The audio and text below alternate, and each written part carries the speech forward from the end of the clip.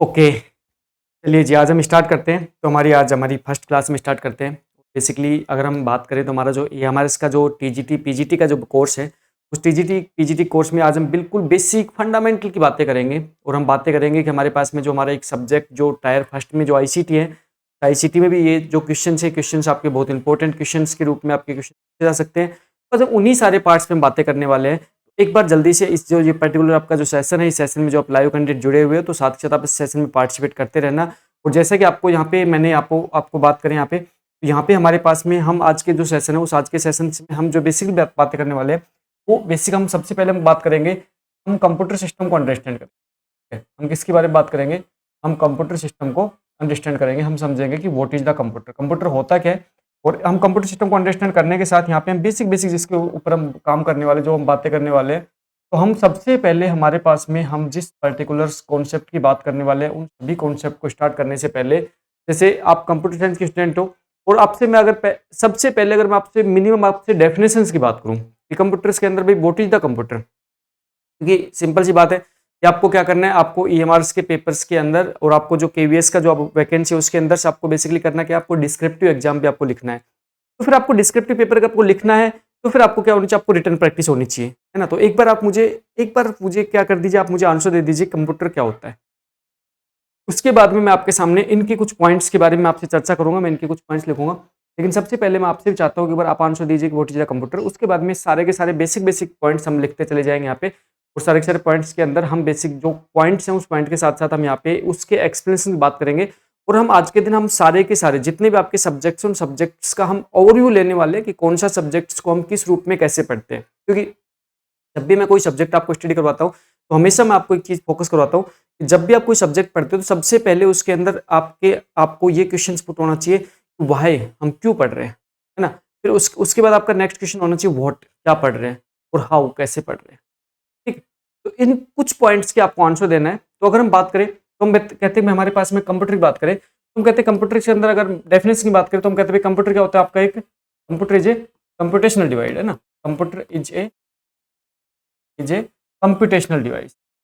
हम बात कर रहे हैं कैसे होता है, कंप्यूटेशनल डिवाइस होता है। अब यहाँ पे कह रहे हैं कंप्यूटर हमारे कंप्यूटेशनल डिवाइस होता है। अच्छा ठीक है, पहली बात होगी कंप्यूटेशनल डिवाइस की बात करें, या फिर हम क्या कहते हैं, या फिर हम इस कह देगा, इससे हम क्या कह सकते हैं, इलेक्ट्रॉनिक, क्या कह सकते हैं हम, इलेक्ट्रॉनिक्स। तो हमारा ये कंप्यूटेशनल डिवाइस होता है, या क्या होता है, एक इलेक्ट्रॉनिक डिवाइस होता है। तो काम क्या करता है, जो काम करता है, यूज टू, जो काम क्या करता है, use to process the data, use to process the data, तो आपके डेटा को प्रोसेस करने के लिए काम करता है। ठीक। अच्छा, अब ध्यान रखना, यहाँ पे आपके कंप्यूटर सिस्टम्स के अंदर आप कहते हो भाई आपके कंप्यूटेशनल डिवाइस होती है, जो क्या करते हैं, तो आपकी कंप्यूटेशनल डिवाइस इलेक्ट्रॉनिक डिवाइस होती है, जो आपके करते डेटा को प्रोसेस करने का काम करते हैं। लेकिन ये डेटा को प्रोसेस कैसे करते हैं, डेटा को प्रोसेस कैसे कैसे करता है, under the control of under the control of under the control of pre defined program, under the control of pre under the control of predefined program, under the control of predefined program, and provide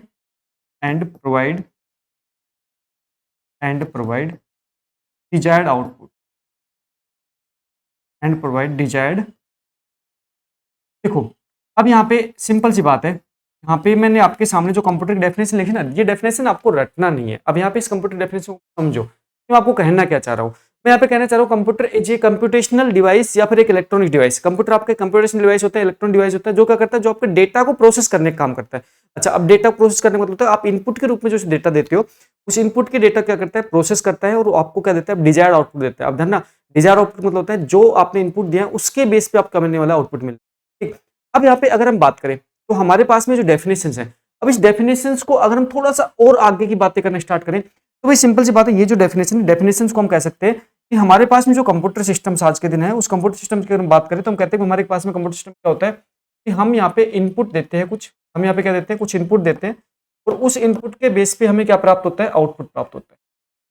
हम कहते हैं हम क्या देते हैं, यहाँ पे कुछ इनपुट देते हैं, और इनपुट के बेस पे हमें क्या प्राप्त होता है, कुछ आउटपुट प्राप्त होता है। ठीक। अच्छा, अब यहाँ पे हम क्या दे रहे हैं, यहाँ पे कुछ इनपुट दे रहे हैं, यहाँ पे क्या दे रहे हैं, हम कुछ इनपुट दे रहे हैं, और हमें क्या प्राप्त होता है, हमें यहाँ पे क्या प्राप्त हो रहा है, कुछ आउटपुट प्राप्त हो रहा है। इनपुट दे रहे हैं, इनपुट से हमें क्या प्राप्त हो रहा है, कुछ आउटपुट प्राप्त हो रहा है। अब यहाँ पे पॉइंट क्या आता है कि इनपुट से जो आउटपुट में आप जो यहाँ पे रिजल्ट्स प्राप्त, इनपुट मतलब यहाँ पे बेसिकली क्या होते हैं, इनपुट के रूप में आप कोई भी डेटा प्रोवाइड करते हो, क्या प्रोवाइड करते हो, कोई भी डेटा प्रोवाइड करते हो, है ना। यहाँ पे डेटा जो है ना, डेटा है, ये बहुत इंपॉर्टेंट एक टर्म है और इसके बारे में हम कंप्लीट डिटेल से समझेंगे। और इस डेटा के डेटा टर्म्स को बहुत सारे सब्जेक्ट में यूज करते हैं।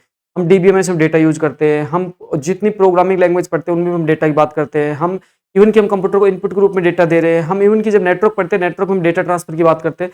तो फिर ये डेटा क्या है, अगर हम डेटा की बात करें, डेटा क्या है, डेटा आपको किस किस टाइप से किस किस रूप में आपको मिल सकता है डेटा, है ना। और उस जो वो जो पर्टिकुलर डेटा है, उस पर्टिकुलर डेटा को हम जब इनपुट के रूप में देते हैं, तो इनपुट के रूप में डेटा देने के बाद में हमारे पास में नेक्स्ट जो काम होता है, नेक्स्ट का काम क्या होता है, यहाँ पे हम क्या क्या काम करवाते हैं, हम करवाते हैं क्या, प्रोसेसिंग, क्या करवाते हैं, प्रोसेसिंग, है ना। इनपुट के रूप में जो भी हम डेटा दिया है, इनपुट रूप में जो भी डेटा दिया, वो डेटा क्या होगा, डेटा क्या होगी, प्रोसेसिंग होगी, और उसके बाद क्या होगा, हमें आउटपुट प्राप्त होगा, ठीक है। अच्छा, अब यहाँ पे देखो, जैसे हम कहते हैं ना भी आपके जो कंप्यूटर सिस्टम होता है वो किस पे होता है, वो आपके कंप्यूटर सिस्टम आपके गार्बेज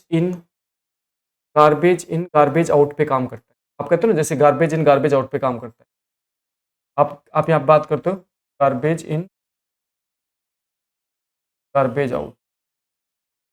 तो यहाँ पे अगर बात करें, यहाँ पे गार्बेज इन गार्बेज आउट का मतलब यहाँ पे होता है कि आप जो यहाँ पे आप दे रहे हो, आप जो दे रहे हो, इसका मतलब जो डेटा दे रहे हो उसके अकॉर्डिंग यहाँ पे क्या प्राप्त हो रहा है, आपको आउटपुट प्राप्त हो रहा है।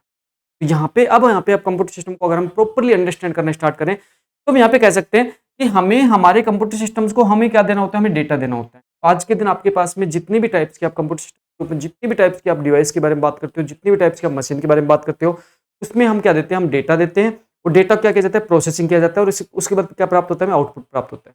अब यहाँ पे समझो, देखो कंप्यूटर सिस्टम की बात करें तो यहाँ पे जब हम डेटा को प्रोसेस करके और हम आउटपुट प्राप्त करने की बात कर रहे हैं, तो यहाँ पे बेसिकली जो हमारा कंप्यूटर सिस्टम है वो हमारा बेसिकली दो कंपोनेंट से मिलकर बनने वाली एक यूनिट होती है। कंप्यूटर सिस्टम की बात करें, हमारे कंप्यूटर सिस्टम के अंदर दो मेजर कंपोनेंट होते हैं, और दो मेजर कंपोनेंट्स के रूप में बात करते हैं। क्या क्या होते हैं मेजर कंपोनेंट, एक तो क्या होता है, एक तो हमारा क्या होता है, हार्डवेयर कंपोनेंट होता है, और दूसरा हमारा कंपोनेंट कौन सा होता है, दूसरा हमारा कंपोनेंट कौन सा होता है, सॉफ्टवेयर कंपोनेंट। हम यहाँ पे एक तो हार्डवेयर कंपोनेंट की बात करते हैं, दूसरे कंपोनेंट किसकी बात करते हैं, हम सॉफ्टवेयर कंपोनेंट की। अब यहाँ पे पॉइंट समझो कि हार्डवेयर कंपोनेंट, सॉफ्टवेयर कंपोनेंट्स, तो सिंपल सी बात है, यहाँ पे जब हम कंप्यूटर सिस्टम्स के अंदर जब हम कोई भी काम का परफॉर्म करवाते हैं, कोई भी टास्क परफॉर्म करवाते हैं, तो उस टाइम पे हमारा जो कंप्यूटर सिस्टम है वो बेसिकली हमारे दो कंपोनेंट से मिलकर बनता है, एक हार्डवेयर कंपोनेंट, एक सॉफ्टवेयर कंपोनेंट। अब जैसे हार्डवेयर कंपोनेंट की बात करें तो भाई आप जब कंप्यूटर साइंस के स्टूडेंट हो तो हार्डवेयर कंपोनेंट्स के रूप में हमें पता है, कंप्यूटर साइंस के स्टूडेंट्स आप इस चीज़ को तो बहुत अच्छे जानते हो कि हम हार्डवेयर कंपोनेंट्स के रूप में किसकी बात करते हैं, हम यहाँ पे जनरली बात करते हैं किसकी, हम सीपीयू की बात करते हैं। किसकी बात करते हैं, सीपीयू की बात करते हैं, सेंट्रल प्रोसेस यूनिट की बात। अब सीपीयू के अंदर बात करें तो सीपीयू के अंदर हम किसकी बात करते हैं, सीपीयू के अंदर बात करते हैं किसकी, हम मेमोरी की बात करते हैं, हम किसकी बात करते हैं, हम कंट्रोल यूनिट की बात करते हैं, हम यहाँ पे किसकी बात करते हैं, कंट्रोल यूनिट की बात करते हैं, हम यहाँ पे किसकी बात करते हैं, हम यहाँ पे एएलयू की बात करते हैं, अर्थमेटिक लॉजिक यूनिट की बात करते हैं। उसके अलावा अब यहाँ पे अगर मेमोरी की बात करें तो मेमोरी के रूप में हम कहते हैं हमारे पास मेमोरी ग्रुप में बहुत सारे टाइप की मेमोरी होती है। यहाँ पे मेमोरी ग्रुप में हमारे पास रजिस्टर मेमोरी होती है, कैश मेमोरी होती है, रैम होती है। उसके बाद में हमारे पास सेकेंडरी स्टोरेज डिवाइस मतलब सेकेंडरी स्टोरेज मेमोरी होती है। फिर उसके बाद में अगर आप बात करें हमारे पास कंट्रोल यूनिट होती है, एएलयू होता है। तो इस टाइप से हमारे पास में बहुत सारे क्या होते हैं, हार्डवेयर कंपोनेंट्स होते हैं। और यहाँ पे अगर हम सॉफ्टवेयर कैटेगरी की बात करें तो देखो हम सॉफ्टवेयर को बेसिकली क्या करते हैं, जनरली हम दो कैटेगरी डिवाइड करते हैं। हम कहते हैं कि एक तो हमारा कौन सा सॉफ्टवेयर होता है, एक तो हमारा सिस्टम सॉफ्टवेयर होता है, एक तो हमारा कौन सा सॉफ्टवेयर होता है, एक तो यहाँ पे हमारा होता है सिस्टम सॉफ्टवेयर। कौन सा होता है हमारा, सिस्टम सॉफ्टवेयर होता है। और दूसरे अगर सॉफ्टवेयर की बात करें तो सेकंड सॉफ्टवेयर कौन सा होता है, सेकंड सॉफ्टवेयर होता है आपका एप्लीकेशन सॉफ्टवेयर। कौन सा होता है आपका, एप्लीकेशन ठीक। एक तो होता है सिस्टम सॉफ्टवेयर, कौन सा होता है, एप्लीकेशन सॉफ्टवेयर। तो देखो यहाँ पे सबसे पहले बात करें तो भाई कंप्यूटर सिस्टम्स के अंदर जो हमारे हार्डवेयर कंपोनेंट होते हैं, अकेले हार्डवेयर कंपोनेंट कभी भी कंप्यूटर सिस्टम्स को कंप्लीट डिफाइन नहीं कर सकते, क्योंकि अकेले हार्डवेयर कंपोनेंट्स आपका कंप्यूटर नहीं कहलाता। जब तक आप कंप्यूटर्स के अंदर जब तक आप प्रोग्राम नहीं लिखते हो तब तक आप कोई भी काम नहीं करवा सकते हो। जैसे मान के चलो आपके पास में कंप्यूटर सिस्टम्स के अंदर आपके पास में मदरबोर्ड है, मदरबोर्ड पे आपने क्या कर रखा है, अपने बाकी सारे के सारे जो आप जितने भी आपके कंपोनेंट्स हैं, जैसे आपने रैम, प्रोसेसर वगैरह, मेमोरी वगैरह सब आपने क्या कर रखा है, उसके ऊपर आपने अटैच कर रखा है, आपने लगा रखा है। उसके बाद में आप जब कंप्यूटर सिस्टम को जब पावर ऑन करते हो तो क्या कंप्यूटर सिस्टम ऑन हो जाएगा, पावर ऑन करोगे तो कंप्यूटर सिस्टम आपका ऑन नहीं होगा। तो फिर क्या करना पड़ेगा आपको कि कम से कम आपको कंप्यूटर सिस्टम्स को पावर ऑन करने के लिए क्या चाहिए, आपको सॉफ्टवेयर चाहिए। बिना सॉफ्टवेयर आप कोई भी काम, आप किसी भी टाइप से कोई भी टास्क परफॉर्म करवाना चाहते हो तो फिर आप क्या नहीं करवा सकते, आप यहाँ पे कोई भी टास्क परफॉर्म नहीं करवा सकते। तो फिर यहाँ पे आपको कोई भी टास्क परफॉर्म करवाने के लिए आपको कंप्यूटर को पहले से क्या इंस्ट्रक्शन देनी होती है, क्या देनी होती है, इंस्ट्रक्शन देनी होती है। तो यहाँ पे अगर बात करें तो हमारे पास अब सॉफ्टवेयर की बात करें तो सॉफ्टवेयर के रूप में हम जनरली हम बात करते हैं, हमारे पास सॉफ्टवेयर रूप में कहानी होती है, हम कहते हैं हमारे पास सॉफ्टवेयर की जो बात करते हैं उसमें हम यहाँ पे बात करते हैं कि हमारे पास क्या होता है, हम कहते हैं सेट्स ऑफ प्रोग्राम होते हैं। बेसिकली हम बात करें यहाँ पे तो हम कहते हैं हमारे पास क्या होते हैं, सेट्स ऑफ प्रोग्राम होते हैं, प्रोग्राम का समूह होते हैं, सेट्स ऑफ प्रोग्राम होते हैं।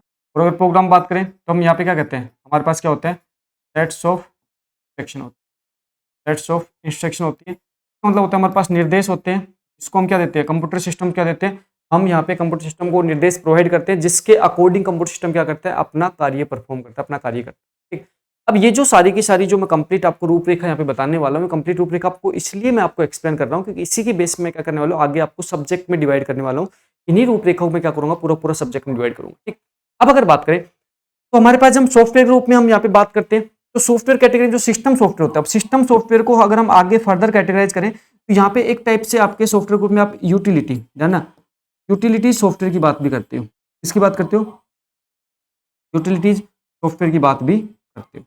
ठीक है, यूटिलिटी सॉफ्टवेयर की बात करते हो। ठीक है, उसके बाद आप किसकी बात करते हो, आप डिवाइस ड्राइवर की बात करते हो, आप यहाँ पे किसकी बात करते हो, डिवाइस ड्राइवर की बात करते हो।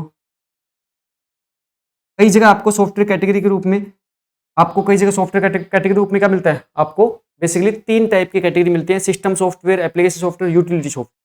कई जगह आपको सिस्टम सॉफ्टवेयर की कैटेगरी में यूटिलिटी सॉफ्टवेयर को रखा जाता है। ठीक, अच्छा, उसके बाद में अगर बात करें तो आपके जैसे फिर उसके बाद क्या होते हैं, आपके जैसे लैंग्वेज ट्रांसलेटर वगैरह होते हैं। ठीक है, तो ये लैंग्वेज ट्रांसलेटर होते हैं, ये भी आपके क्या होते हैं, स्पेशल टाइप के सॉफ्टवेयर होते हैं जिसको सिस्टम सॉफ्टवेयर की कैटेगरी में अंदर क्या रखा जाता है, अंदर इंक्लूड किया कर लिया जाता है। ठीक है, तो ये आपको फिर ये डिटेल हम आपको धीरे धीरे करके आपको नेक्स्ट जो आपके लेक्चर आने वाले हैं उनमें ये कंप्लीट डिटेल आपको बताई जाएगी, इसके लिए बिल्कुल निश्चिंत रहो। बट हाँ, यहाँ से मैं पूरी आपको एक रूपरेखा तैयार कर देने वाला हूँ कि आपको सब्जेक्ट के रूप में किस टाइप से कैसे किन चीज़ों को आपको स्टडी करना होता है। तो यहाँ पे भी कंप्यूटर सिस्टम्स को हमने बेसिक चीज़ें की बात की है कि हमारे पास में कंप्यूटर सिस्टम्स के रूप में हम कुछ इनपुट देंगे। अब जैसे मान के चलो आपको कोई भी एक मूवी प्ले करनी है, अब जब कोई भी आप मूवी प्ले करना चाहते हो तो मूवी प्ले करने के लिए आप क्या करते हो, आप जो मूवी की फाइल है ना उसको क्या करते हो, इनपुट के रूप में आप क्या करते हो, वहां पे आप जैसे माउस से आप मूवी की फाइल पर डबल क्लिक करते हो, इसका मतलब आपने कंप्यूटर सिस्टम क्या दिया, इनपुट दिया। अब उस मूवी को प्ले करने के लिए आपके पास कोई ना कोई क्या होना चाहिए, एक मीडिया प्लेयर होना चाहिए जिसके अंदर क्या होने वाली है, मूवी प्ले होने वाली है।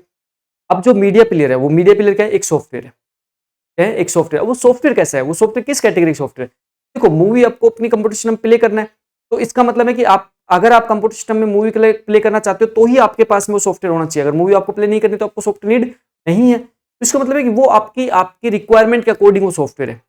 तो यहाँ पे जो सॉफ्टवेयर की कैटेगरी डिवाइड होती है वो सॉफ्टवेयर की कैटेगरी भी हम क्या करते हैं, हम रिक्वायरमेंट के अकॉर्डिंग क्या करते हैं, हम डिवाइड करते हैं। ठीक?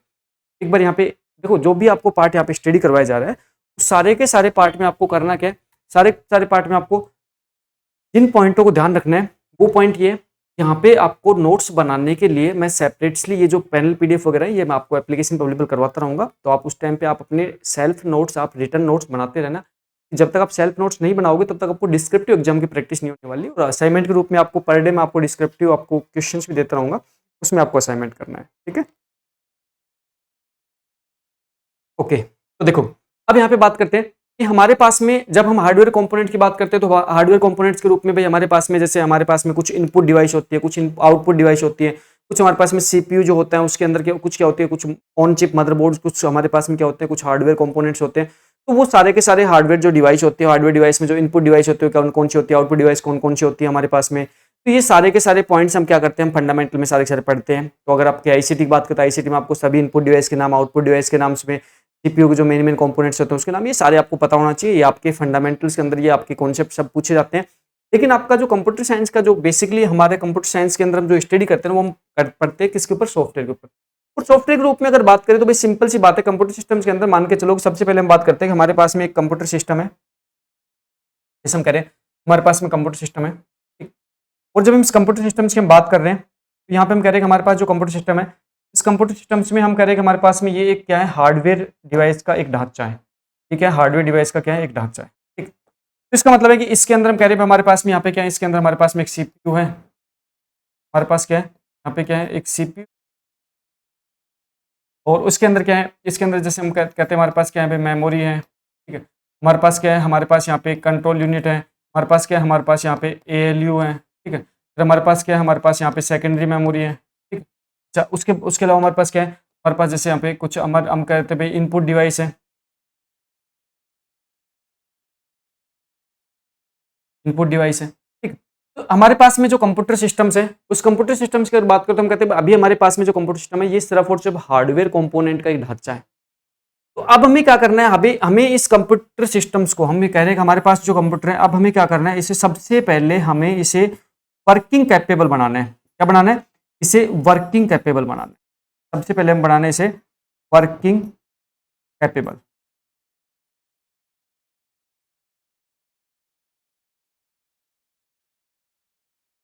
काम करने योग्य इसे बनाना है।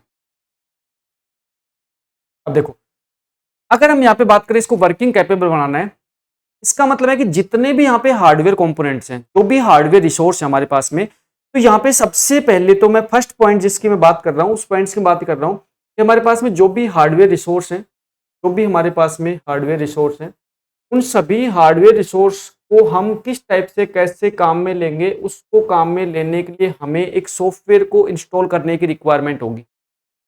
उधर ना, यहाँ पे हम जिस पर्टिकुलर सॉफ्टवेयर की बात कर रहे हैं, वो सॉफ्टवेयर के रूप में कह रहे हैं कि हमारे पास में हमें सबसे पहला एक सॉफ्टवेयर चाहिए, और वो सॉफ्टवेयर आपका क्या होगा, वो सॉफ्टवेयर होगा सिस्टम सॉफ्टवेयर होगा। क्या होगा आपका? System software. ठीक। अब सिस्टम सॉफ्टवेयर का मतलब क्या होता है? देखो, नाम से पता लगा है, ऐसा सॉफ्टवेयर जो क्या करता है, जो सिस्टम को संचालित करता है। इसका मतलब कंप्यूटर सिस्टम को, इसका मतलब हो रहा है सिस्टम को, यहां पे मैं कह रहा हूं सिस्टम को रन करने के लिए हमें क्या चाहिए? एक सॉफ्टवेयर चाहिए। रन करने के लिए हमें क्या चाहिए? एक सॉफ्टवेयर चाहिए। और सिस्टम को रन करने के लिए हमें जो सॉफ्टवेयर चाहिए, उस सॉफ्टवेयर के रूप में हम जो पहला सॉफ्टवेयर के बारे में बात कर रहे हैं, वो सॉफ्टवेयर हमारा सिस्टम सॉफ्टवेयर है। और सिस्टम सॉफ्टवेयर के रूप में हम जिस सॉफ्टवेयर को हमारे कंप्यूटर सिस्टम में इंस्टॉल करते हैं, वो कौन सा होता है?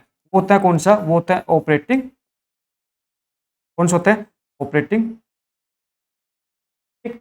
अब देखो, अब अगर मैं बात करूं तो आपको सबसे पहले आपको ये इसके बारे में, ऑपरेटिंग सिस्टम के बारे में आपको सबसे पहले आपको बेसिक कॉन्सेप्ट पता होना चाहिए। ऑपरेटिंग सिस्टम होता क्या है? अगर मैं आपसे बात करूं, सबसे पहले हम पहले सॉफ्टवेयर के बारे में बात करें। पहला सॉफ्टवेयर आपके पास में कौन सा आ गया? पहला सॉफ्टवेयर आ गया आपके पास में कौन सा? ऑपरेटिंग। ऑपरेटिंग।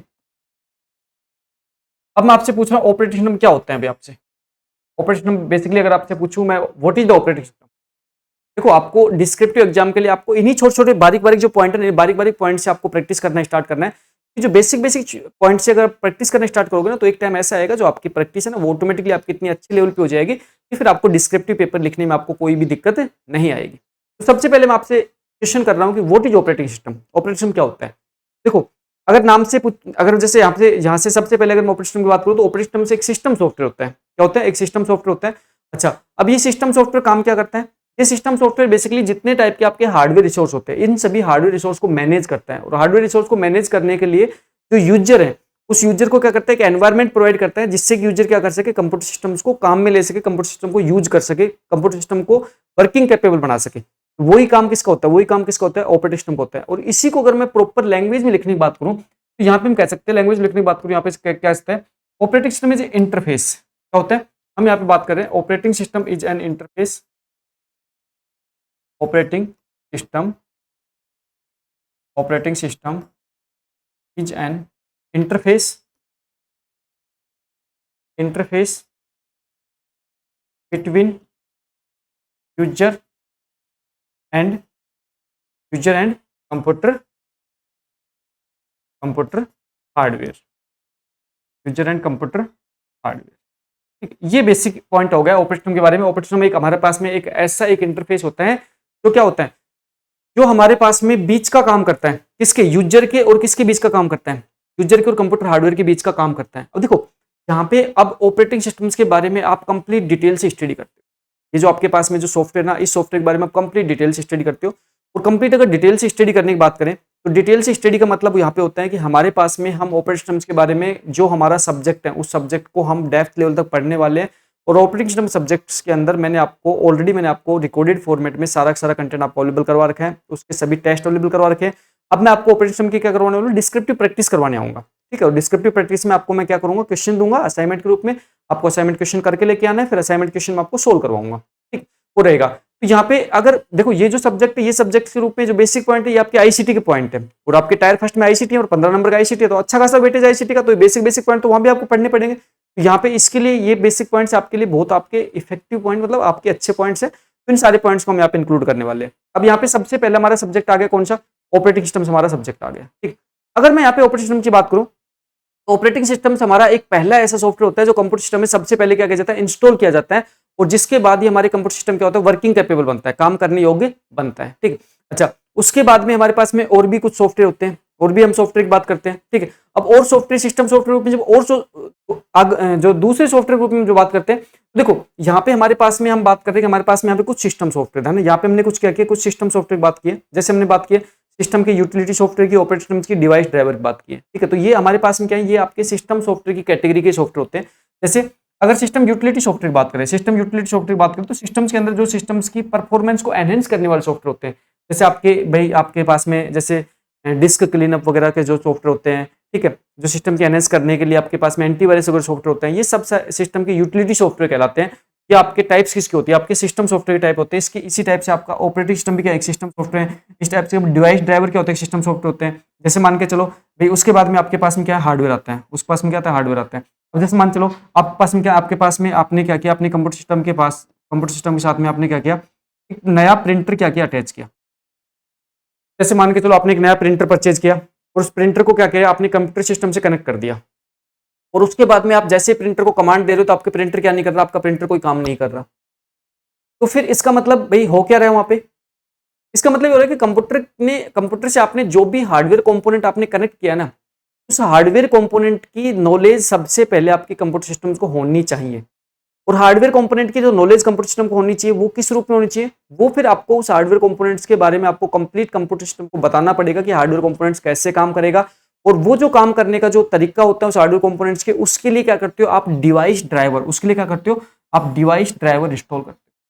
तो भाई आपने देखा होगा कि जब भी आप कोई भी नया अपने कंप्यूटर सिस्टम पे जब भी कोई भी नया डिवाइस आप क्या करते हो, आप उससे कनेक्ट करते हो, आप उसके साथ अटैच करते हो, तो फिर आपको क्या करना पड़ता है, आपको एक डिवाइस ड्राइवर सॉफ्टवेयर को इंस्टॉल करना पड़ता है। और वो डिवाइस ड्राइवर जो सॉफ्टवेयर आप इंस्टॉल करते हो ना, उसके बाद वो पर्टिकुलर हार्डवेयर है वो क्या होता है, वो आपका प्रॉपरली क्या होता है, ऑपरेट होता है। जैसे अब जैसे मान चलो अभी आपके अमेजोन फ्लिपकार्ट वगैरह पे आपकी क्या चल रही है, सेल चल रही है, और मान चलो आपने क्या किया, आपने कोई भी प्रिंटर परचेज किया, तो उसके बाद में आज के पहले जब प्रिंटर परचेज करते थे तो प्रिंटर के साथ ही डिवाइस ड्राइवर के रूप में एक सॉफ्टवेयर की सीडी आती थी, लेकिन आजकल सीडी नहीं आती। आजकल क्या होता है, आजकल प्रिंटर के साथ ही इनबिल्ट कर दिया जाता है डिवाइस ड्राइवर को, या फिर आपको क्या करना पड़ता है, इंटरनेट की सहायता से उसकी जो वेबसाइट है वहां से आपको उस ड्राइवर सॉफ्टवेयर क्या करना पड़ता है, इंस्टॉल करना पड़ता है, उस पर्टिकुलर हार्डवेयर को क्या करने के लिए, कैपेबल बनाने के लिए, ठीक है। तो इसलिए मैं कहता हूँ कोई भी हार्डवेयर को आप वर्किंग कैपेबल बनाना चाहते हो तो आपको सॉफ्टवेयर नीड होती है, और उस सॉफ्टवेयर ग्रुप में जो आप डिवाइस ड्राइवर डालते हो, वो डिवाइस ड्राइवर जो सॉफ्टवेयर आप इंस्टॉल करते हो ना, वो डिवाइस ड्राइवर सॉफ्टवेयर इंस्टॉल आप किसके लिए करते हो, हार्डवेयर के लिए करते हो। जैसे आपने पहले देखा, जैसे आपने पुराने कंप्यूटर में देखा होगा कि जब भी आप कोई भी हार्डवेयर कंपोनेंट के रूप में कोई भी ऑडियो इंटरफेस, वीडियो इंटरफेस वगैरह जब ये कनेक्ट करते थे ना, इसके लिए भी आपके क्या होते हैं, ड्राइवर सॉफ्टवेयर आते थे, और वो ड्राइवर सॉफ्टवेयर आप जब इंस्टॉल करते थे तभी आपके कंप्यूटर सिस्टम में क्या होता था, आपके ऑडियो का साउंड आपके आना स्टार्ट होता था, तो सारे काम आपके तभी होते थे। लेकिन आज के दिन क्या होने लगे, आज के दिन आपका जो ऑपरेटिंग सिस्टम बताता है ना, आज के दिन मैक्सिमम जो डिवाइस ड्राइवर सॉफ्टवेयर आते हैं ना, ऑपरेटिंग सिस्टम के साथ इनबिल्ट होके आ जाते हैं, ठीक है। होते तो डिवाइस ड्राइवर, लेकिन ऑपरेटिंग सिस्टम क्या होते हैं, इनबिल्ट होके आ जाते हैं, ओके। तो यहाँ पे हमारे पास में हमारा जो हार्डवेयर है, उन हार्डवेयर के को काम करवाने के लिए हमारे पास में डिवाइस ड्राइवर हो सकते हैं, फिर हमारे पास ऑपरेशन हो सकता है, फिर सिस्टम यूटिलिटी सॉफ्टवेयर होते हैं, और ये सारे कैसे कैटेगरी आती है, सारे आपके सिस्टम सॉफ्टवेयर कैटेगरी आते हैं। फिर उसके बाद हम बात करें तो अब नेक्स्ट बात करते हैं, हमारे पास में नेक्स्ट क्या होते हैं, एप्लीकेशन सॉफ्टवेयर होते हैं, क्या होते हैं, एप्लीकेशन सॉफ्टवेयर होते हैं। और फिर हमारे पास में क्या होते हैं, हमारे पास में प्रोग्रामिंग टूल होते हैं। अब देखो एप्लीकेशन सॉफ्टवेयर के रूप में आपको जो सॉफ्टवेयर स्टडी करना है, आपको एप्लीकेशन सॉफ्टवेयर के रूप में आपको एक सॉफ्टवेयर स्टडी करना है, कौन सा, एमएस ऑफिस। आपको एक सॉफ्टवेयर स्टडी करना है, कौन सा, एमएस ऑफिस सूट। और ये सिर्फ स्टडी किसको करना है, ये सिर्फ स्टडी करना है किसको, टीजीटी वाले स्टूडेंट्स को स्टडी करना है, टीजीटी वाले। इसी टाइप से ऐप में एप्लीकेशन सॉफ्टवेयर ग्रुप में आपको एक सॉफ्टवेयर आपको स्टडी करना है जिसका नाम है कौन सा, डीबीएमएस। इसका नाम कौन सा, डीबीएमएस। और ये आपको टीजीटी और पीजीटी, ये आपको टीजीटी और पीजीटी दोनों ही कैंडिडेट्स को क्या करना है, दोनों ही कैंडिडेट्स को यहाँ पे क्या करना है, आपको दोनों कैंडिडेट्स को आपको स्टडी करना है, क्या, डीबीएमएस। तो भाई सिंपल सी बात है, डीबीएमएस जो है ना वो क्या होता है, एक एप्लीकेशन सॉफ्टवेयर होता है। तो यहाँ पे सबसे पहले एक बेसिक क्वेश्चन बन गया कि डीबीएमएस जो आपका सॉफ्टवेयर होता है वो किस टाइप का सॉफ्टवेयर होता है। तो आपको ध्यान रखना, डीबीएमएस एक एप्लीकेशन सॉफ्टवेयर होता है और डीबीएमएस जो सॉफ्टवेयर होता है वो नाम से पता लगा, डेटाबेस मैनेजमेंट सिस्टम। यहाँ पे अगर डीबीएमएस की बात करें, ये जो सॉफ्टवेयर होता है इसके नाम से पता लग रहा है, नाम से क्या पता लग रहा है, database management, database management system. तो देखो डेटाबेस मैनेजमेंट सिस्टम, तो सबसे पहले तो नाम से पता है डेटाबेस। तो भी हमारे पास में आज के दिन अगर बात करें डेटाबेस की बात करें तो डेटाबेस में होता है कलेक्शन ऑफ इंटरलेटेड डेटा। अब कलेक्शन ऑफ इंटरलेटेड डेटा क्या हुआ, ये सारे पॉइंट तो हम डीबीएमएस पढ़ने वाले हैं, लेकिन आपको जनरल बता देता हूं। आज के दिन जितना भी आपके जो लार्ज अमाउंट ऑफ डेटा है ना, जैसे आपका, आप क्या कर रहे हो, आप मेरी एप्लीकेशंस पे क्लास देख पा रहे हो, अभी एप्लीकेशन से क्लास देख पा रहे हो ना, अगर इसका कॉन्सेप्ट अगर आप कंप्लीट समझ लोगे तो इसके कॉन्सेप्ट में आप नेटवर्क की दुनिया और डेटाबेस की दुनिया दोनों समझोगे। तो देखो एप्लीकेशन क्लास आप कैसे देख पा रहे हो, भाई मैं क्या कर रहा हूँ, मैं मेरे स्टूडियो से, मेरे सामने, मेरे पास यहाँ पे माइक लगा हुआ है, ठीक है, मेरे कॉलर माइक लगा हुआ है, मेरे सामने क्या है, कैमरा है।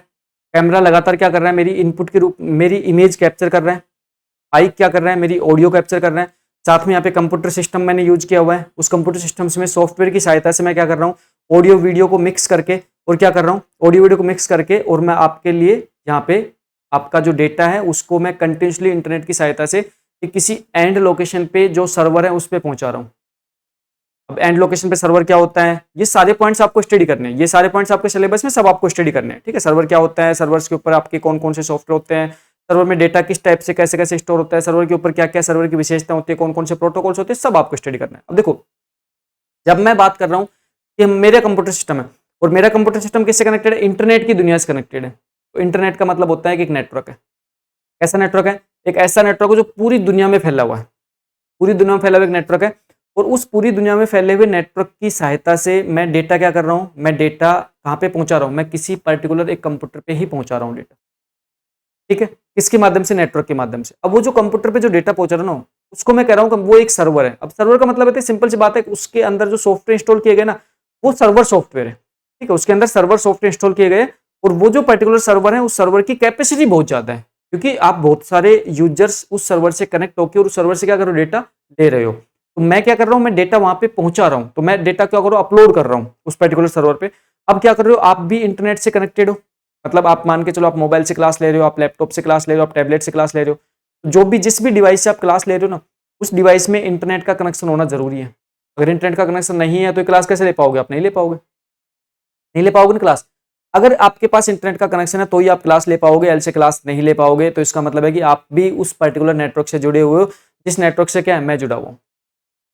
तो मैं उस नेटवर्क से जुड़ के मैं डेटा क्या कर रहा हूं, कंटिन्यू अपलोड करते जा रहा हूं। आप उस नेटवर्क से जुड़ के आप डेटा क्या कर रहे हो, आप कंटिन्यू क्या कर रहे हो, और डेटा को प्राप्त कर रहे हो। अब यहाँ पे ये तो सारी कहानी आ गई, ये सारी कहानी किसकी आ गई, नेटवर्क की आ गई। लेकिन यहाँ पे जो पर्टिकुलर डेटा की मैं बात कर रहा हूँ, उस डेटा को हम किसी ना किसी स्टोरेज में हम क्या कर रहे हैं, स्टोर भी कर रहे हैं।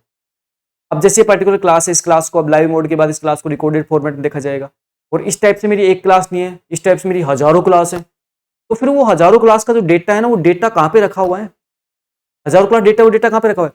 तो जो वो जो पर्टिकुलर हजारों क्लास का डेटा है ना, वो बेसिकली कहाँ पे होता है, वो डेटाबेस में, इसके अंदर होता है, वो डेटाबेस में स्टोर किया जाता है। डेटाबेस बेसिकली क्या होता है, कलेक्शन ऑफ इंटरलेटेड डेटा, मतलब ज्यादा लार्ज अमाउंट ऑफ डेटा जो होता है उसका कलेक्शन हमारा क्या कहलाता है, उसका कलेक्शन हमारा डेटाबेस कहलाता है। और अब जब हमारे पास में इतना ज्यादा डेटा है, तो इतने ज्यादा डेटा को, हमारे पास में जो ह्यूज अमाउंट ऑफ डेटा है, उस ह्यूज अमाउंट ऑफ डेटा को मैनेज करने के लिए हमें भी सॉफ्टवेयर की नीड होती है। अगर आपका डेटा लिमिटेड डेटा है तो लिमिटेड डेटा को आप क्या कर सकते हो, आप नॉर्मल सॉफ्टवेयर की सहायता से आप मैनेज कर सकते हो, ठीक। लेकिन जब डेटा की साइज बहुत ज्यादा हो जाती है तो फिर उस पर्टिकुलर डेटा को मैनेज करने के लिए आपको स्पेशल टाइप का सॉफ्टवेयर चाहिए। तो वो जो स्पेशल टाइप का सॉफ्टवेयर है, वो सॉफ्टवेयर आपका एप्लीकेशन सॉफ्टवेयर में कौन सा होता है, आपका डीबीएमएस है। अब इसी टाइप से मान के चलो एमएस ऑफिस बात करते हो, एमएस ऑफिस में बेसिकली आप बेसिक जो आपके एमएस ऑफिस के अंदर जो एमएस ऑफिस सूट है उसमें आप 3 सॉफ्टवेयर बात करते हो, MS Word, MS Excel, MS PowerPoint. उसके बाद और भी होते हैं, जैसे डेटाबेस का भी एक सॉफ्टवेयर होता है एमएस एक्सेस, ठीक है। उसके अलावा और भी आपके सॉफ्टवेयर होते हैं, पब्लिकेशन वगैरह के सॉफ्टवेयर होते हैं, लेकिन हम बेसिक तीन सॉफ्टवेयर की बात करते हैं, और वो आपके सिलेबस में आपको डायरेक्टली मेंशन है, word, presentation, word, power point और एक्सेल। अब मान के चलो आपको आपके रोजमर्रा की जिंदगी में, जैसे पहले फिजिकल दुनिया में आप क्या लिखते थे, आप चिट्ठी पत्र लिखते थे। चिट्ठी पत्र लिखने के लिए आज के दिन आप क्या कर सकते हो, आप वर्ड के थ्रू आप चिट्ठी पत्र लिख सकते हो। वो क्या एक एप्लीकेशन सॉफ्टवेयर, आप नीड के अकॉर्डिंग इंस्टॉल करते हो। इसी टाइप से मान के चलो आपको क्या करना है, आपको कोई भी आपको मैथमेटिक्स रिलेटेड आपको काम करना है, आप कोई कंपनी संचालित कर रहे हो, उस कंपनी की आपको क्या करनी है, आप सभी एम्प्लॉय की सैलरी वगैरह, सभी एम्प्लॉय का अटेंडेंस वगैरह, ये सबको क्या करना है, आपको मैनेज करना है, तो आप एक्सेल के माध्यम से सारा काम कर सकते हैं। फिर मान के चलो आपको क्या करना है, आपको प्रेजेंटेशन देने के लिए आपको क्या करना है, आपको कोई भी प्रेजेंटेशन देनी है, आप मान चलो आप कोई कंपनी संचालित करो, उसके लिए आपको कोई प्रेजेंटेशन देनी है, तो फिर आप क्या करते हो, आप एक प्रेजेंटेशन तैयार करते हो, तो उसके लिए क्या होता है, सॉफ्टवेयर नीड होती है जो आप किस में कर सकते हो, आप पावर पॉइंट की सहायता। लास्ट आपके 2023 में जो पेपर हुआ था उसमें क्वेश्चन पूछ लिया, तो आपके जो प्रेजेंटेशन के लिए जो आप एनिमेटेड जो वीडियो वगैरह बनाते हो, वो आप किसके माध्यम से बनाते हो, इसके पावर पॉइंट के माध्यम से आप रेडी करते हो। ये जो सॉफ्टवेयर की बात कर रहा हूं मैं, इन सॉफ्टवेयर को हम स्टडी करने वाले हैं, और साथ में हमारे पास में ये जो पर्टिकुलर एक सॉफ्टवेयर के रूप में हमारे पास में एक सिस्टम सॉफ्टवेयर जो है ऑपरेटिंग सिस्टम होता है, इसको भी हम क्या करने वाले हैं। अब देखो, उसके बाद सॉफ्टवेयर कैटेगरी की बात करें तो सॉफ्टवेयर के अंदर फ्री और ओपन सोर्स सॉफ्टवेयर भी होते हैं, ठीक है, फ्री और ओपन सोर्स सॉफ्टवेयर भी होते हैं।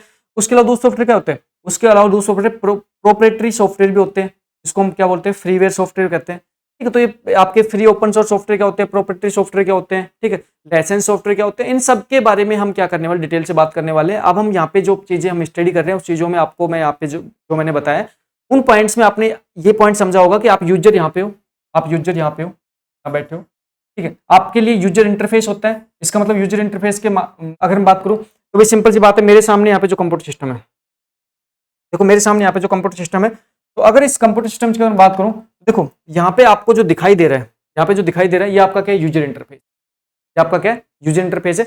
और ये जो यूजर इंटरफेस है ना, ये GUI टाइप का है, कैसे, GUI है ना, ग्राफिकल यूजर इंटरफेस है।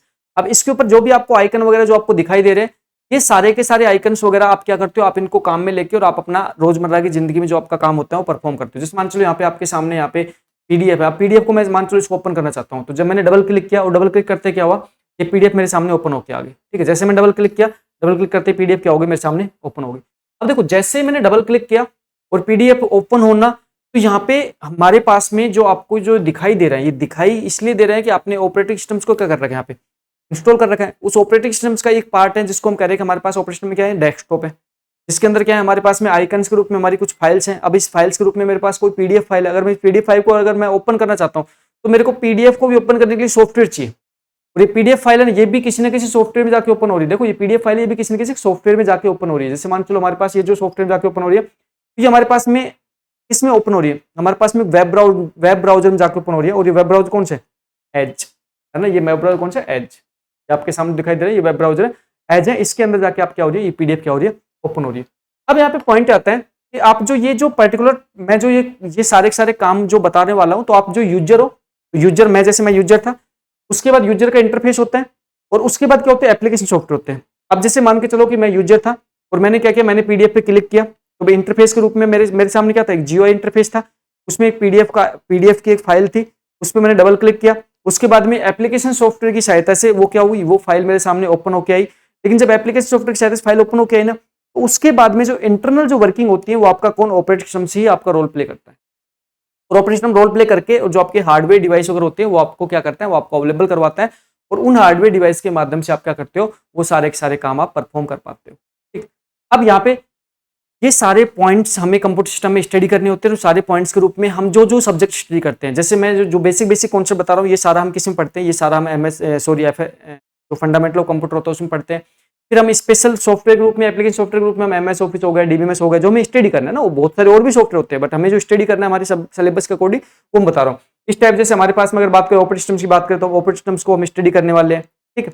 फिर हम बेसिक पॉइंट्स की बात करें, देखो फिर उसके बाद में ऑपरेटिंग सिस्टम्स को स्टडी करने के बाद में हमारे पास में जो जितने भी हमारे पास में हार्डवेयर कंपोनेंट्स होते हैं उनको अंडरस्टैंड करने के लिए हम किसको स्टडी करने, हम किसको करेंगे, कंप्यूटर ऑर्गेनाइजेशन एंड आर्किटेक्चर को स्टडी करेंगे, इसको COA का। तो धना operating system, computer organisation, architecture, आपका DBMS, आपका MS ऑफिस, ये सारे के सारे सब्जेक्ट आपको ऑलरेडी रिकॉर्डेड फॉर्मेट में अवेलेबल करवा दिए गए हैं। तो आप अपना पढ़ना स्टार्ट कर दो इन सब्जेक्ट को ना, लाइव फॉर्मेट में आपको मिलेंगे। इस लाइव क्लास की बात करें, लाइव क्लास आपके DBMS की नेटवर्क की आपको अक्टूबर मंथ से आपको कंटिन्यू लाइव क्लास मिलने वाली है ना, मॉर्निंग टाइम पे आपको लाइव क्लास मिलेगी, मॉर्निंग टाइम पे, बट आपको खुद से पढ़ना स्टार्ट कर देना है क्योंकि रिकॉर्डेड फॉर्मेट में ऑलरेडी अवेलेबल है। मैं डिस्क्रिप्टिव प्रैक्टिस करने के लिए मैं आपको अलग से स्पेशल आपके लिए लाइव सेशन लेता रहूंगा, ठीक है। अब यहाँ पे नेक्स्ट अगर बात करें, तो यहाँ पे ये जो आपने डायग्राम, इस डायग्राम को अंडरस्टैंड करने के बाद में हम एक नेक्स्ट पॉइंट पे चलने वाले हैं। और नेक्स्ट पॉइंट ये होता है कि भाई कंप्यूटर सिस्टम्स की अगर बात करें, हम कंप्यूटर की बात करें, जब हम कंप्यूटर की बात करते हैं, यहाँ पे पॉइंट ये आता है कि हमारे पास में जितने भी हमारे पास में यहाँ पे जो भी हमारे पास में हार्डवेयर कंपोनेंट्स हैं, हम यहाँ पे बात कर रहे हैं।